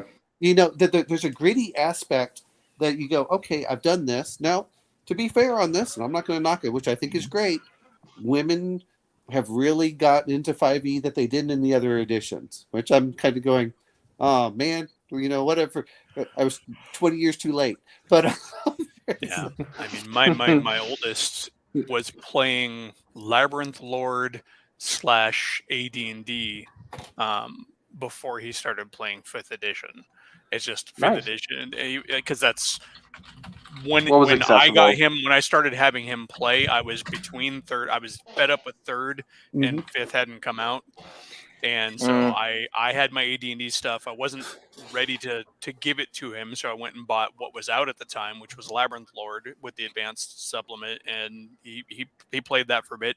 But for him, he's running into the same problem. It's like most people, you know, his age are, you know, wanting the easier accessibility of 5e. And I think this showing is up with a black and white old school style rule book in soft cover is not all that appealing to a lot of people. That's the other thing. I mean, you really have to think about it, is just what the books say to the brain of the consumer. You know, I would love new books done in that black and white style because I like that style. But to a lot of people, that's just low rent. I'm going to say this much, is when 2nd edition came out, with all of the beautiful plates. I hated the blue. Well, no. I'm talking about where they had the plates in there. Yeah. You know that. I mean. Yeah, but they ruined it with that stupid blue ink. I didn't they did that for photocopying. They did that to prevent photocopying. That's why. Well, no, it wasn't. It didn't really work by that time. Because it was too dark black of a and white. blue. Anyways. Yeah. Really? But you're right. Oh, okay. They did a lot of really cool plate, you know, art and stuff, and a lot of really good line art and stuff in the historical books, and I like that. But again, you know, they also then came out with the full color, you know, illustrated by Dieter Lisi and all of that stuff for 2nd edition as well, and that's where the change started. But you can't. It's hard to get people to access that you know, very plain, what they consider plain black and white. And to me, that was always great because it let your imagination kind of work a little bit more. I'm going to mention that because we're talking. I know that the Geeks are going to cut us off in here a second. This the 1st edition Monster Manual, which has a lot of crappy art. Still, I mean, look at no. Well, no. The Beholder has there's a lot of shit-tastic art there, man. Yeah. There's a lot. Geek, First Ed has a lot of craptaculous art. I'm sorry, it does. But here's the 1st the edition Monster Manual has a lot of very good art as well. It does. I know it does. Yeah, it does. But remember, when that came out, there was no equivalent for that. And now you look at the 5th edition, and I'll bring this to the other point, is if you don't have the funding to put into the art and the layout and everything else, then it makes me wonder, have you really tested this system? And that's some of what Eli's talking about with the brain, is what do you mean you didn't spend time to do the layout? That should be one of the core things, especially nowadays where you can, and I've had several Kickstarters, they send the PDF out and you can put in your feedback on all the corrections that need to be done. So there's no excuse for what's going on where you go, well, we messed up here. No, you had hundreds or thousands of proofreaders that had the PDFs for free as well. Went to print. Well, not for free because you kickstarted it, but you had. Oh, that's true. Yeah. Well, okay, you had proofreaders were free because they already kickstarted, but they can come back and say, hey, this needs to be corrected. You missed this on such and such. This doesn't make sense. Yeah. That's really brought down the cost of it. So now there's no excuse to have poorly edited. Honestly, the cost of everything now is the art. Art is Yes. freaking expensive unless you are shortchanging your artists or public domain. Well, no, I mean you're not going to sell to a mainstream audience with public domain art. You can. Well, I mean, I would because it depends on the stuff how many I'm going copies for. do you want to sell? Do you want to? Anyway, have we've gone. Well, speaking of which, because Yale Geek has talked gone about past midnight. Geek's trying to shut us down. Midnight. Evil hat. He's looking a little round and orange. Hey, stop! I don't. We're not talking about that, but there's the line art in there, which is hard to see. Just it's dark and black, but you do get some of these aspects, which is what Eli's talking about, and I don't mind stuff like this.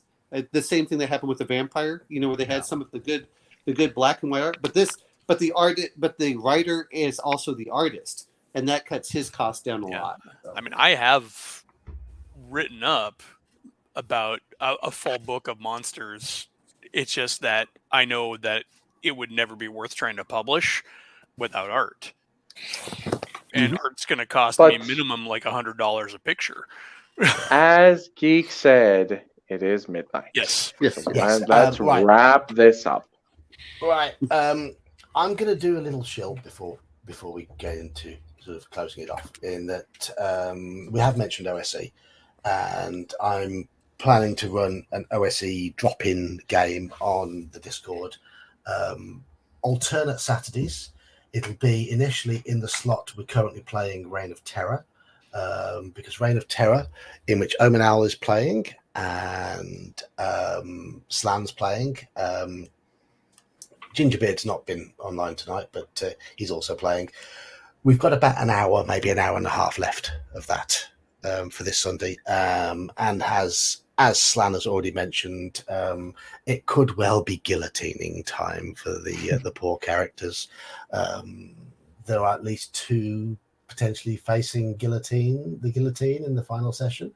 We'll have to see what happens.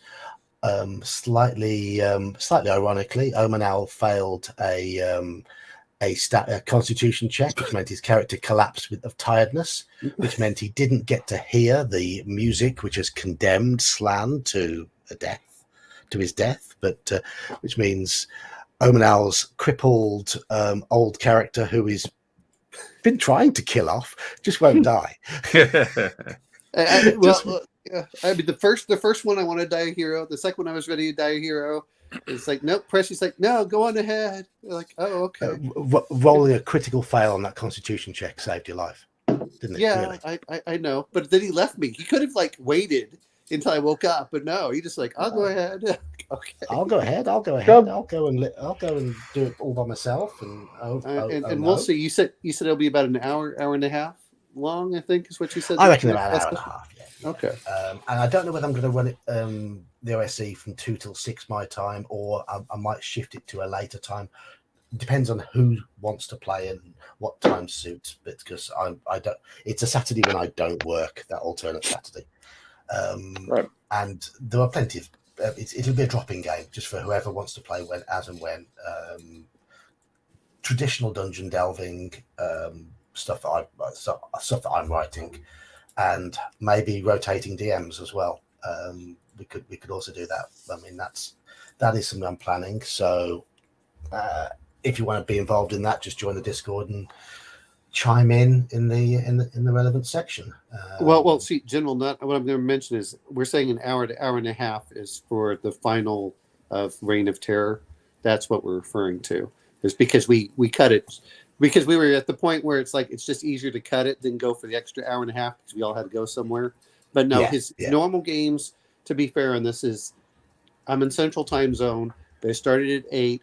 We normally BS for about 10 or 15 minutes, and then we play until anywhere from 11 to noon, whenever it seemed like a good time to stop. It's normally about 3.5 hours, isn't it? We're actually Yeah. playing for normally. Yeah. Last session was a little bit longer. We played on for about 4 hours last session because of where we were in the adventure. But there was just a bit too much to do to actually draw it to a close there. My dinner arrived. I think that people had to go out, so we had to cut it. So it was only about an hour and a half left. But so that's what's going on. I highly recommend, going with John.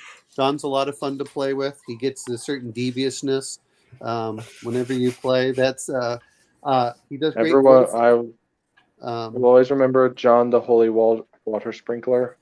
yes. So to be fair, the last episode I think we took a break for like half an hour somewhere in the middle, doing all sorts of other weird stuff. Anyway, but. No, I highly recommend anyone that does want to play. John's a great DM. Go for it. It's a lot of fun. Every so often he'll stutter or stop. That's the only negative. It's he'll have to reboot his computer every so often. But that's this thing. Oh, okay. And that's about it. Other than that, anyone that likes OSE, go for it. I think you'll have a lot of fun. Yep, and Grumpy Old Sland is the other person. We've played Gingerbeard. Anyone that plays with Gingerbeard will really laugh their head off. So, I've had the luxury of having both of them as players. I can vouch for this. They are wonderful people. So that's a game. Will be, and so likely a week on Saturday we'll be starting that. So pop into Discord and just mention your whether you're interested or not. And I think it's time for people to shill their channels and stuff. So we have been experimenting tonight with Elfbait streaming tonight's discussion to his own channel. Yeah, I did discover that it does not communicate the comments from your chat over to mine. So there's a lot of really one-sided responses from me because it's not showing all of the dialogue that came with that. So, yeah. Okay. Oh, yeah, so Slen double dipping, putting one cut and paste from Geeks to Elf, so it would be in both. Yeah. But they all do show up in the private chat in the StreamYards or in the comments in the StreamYards. Yeah. And I do apologize if I've been a little bit tired on tonight's stream. It's because I have had to do quite a few extra shifts at work this week. I normally have Monday and Tuesday off, but I've had to cover for my colleague who had a bereavement at the weekend. So that's why I'm just a little bit. I've got a half day tomorrow.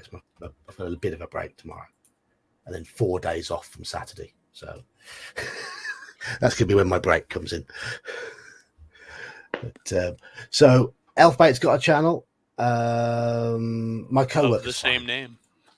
Yes. Yeah, my coworker's fine. It was her, actually I will say it was her son that just basically discovered his grandmother deceased at the weekend. Oh wow! That's what happened. Ooh. So she's been having to support her son. The son was staying with his grandmother for the weekend, and his grandmother passed away on the Sunday morning. So that's a horrible. Anyway, on a happier note, I think we've got some videos coming from Major's Musing, haven't we? Very soon. We do. I had a little bit of a snag this weekend because I've been learning Final Cut Pro, upgrading from iMovie. So there's a bit of a learning curve there, and some time spent Googling how do I do this in the Final Cut Pro. There's enough overlap with iMovie that it's not bad. So I've got a rough cut. Of my newest video, which hopefully tomorrow or Friday should be live. I have to go over the sound and film the puppetry, which I always do last to insert it. Right. So you'll have to let us know how Final Cut Pro works for you. I'm liking it. I'll probably subscribe to it, but I'm still more of a learning curve. Still got to figure out all the little nuances and the fun things I can do. But just having more transitions and titles is immensely huge and fun. So, good. So all that remains really for now is to thank the four of you for joining me on the stream tonight. Elfbait, DK, Omanal, Mage, thank you all, and thank you everybody in chat for contributing. It's been a good series of videos, a good series of discussions we've had on the classes. I'm going to have to come up with some new topics now. put the pressure on me. But, make sure to have them like done about 5 weeks in advance. About 5 weeks in advance. Yeah. Otherwise, Axis will just get on your case about it, man. Yeah. Yes. And hopefully, we're going to play some Shadow of the Demon Lord tomorrow night. I hope so. No, Gingerbeard can't Enjoy. make it. It's just me and Nut, I think. But cheers all. Thank you for taking part, and I'll see you again Bye. on Friday. Good night, everyone. Night, folks. Right. Bye-bye.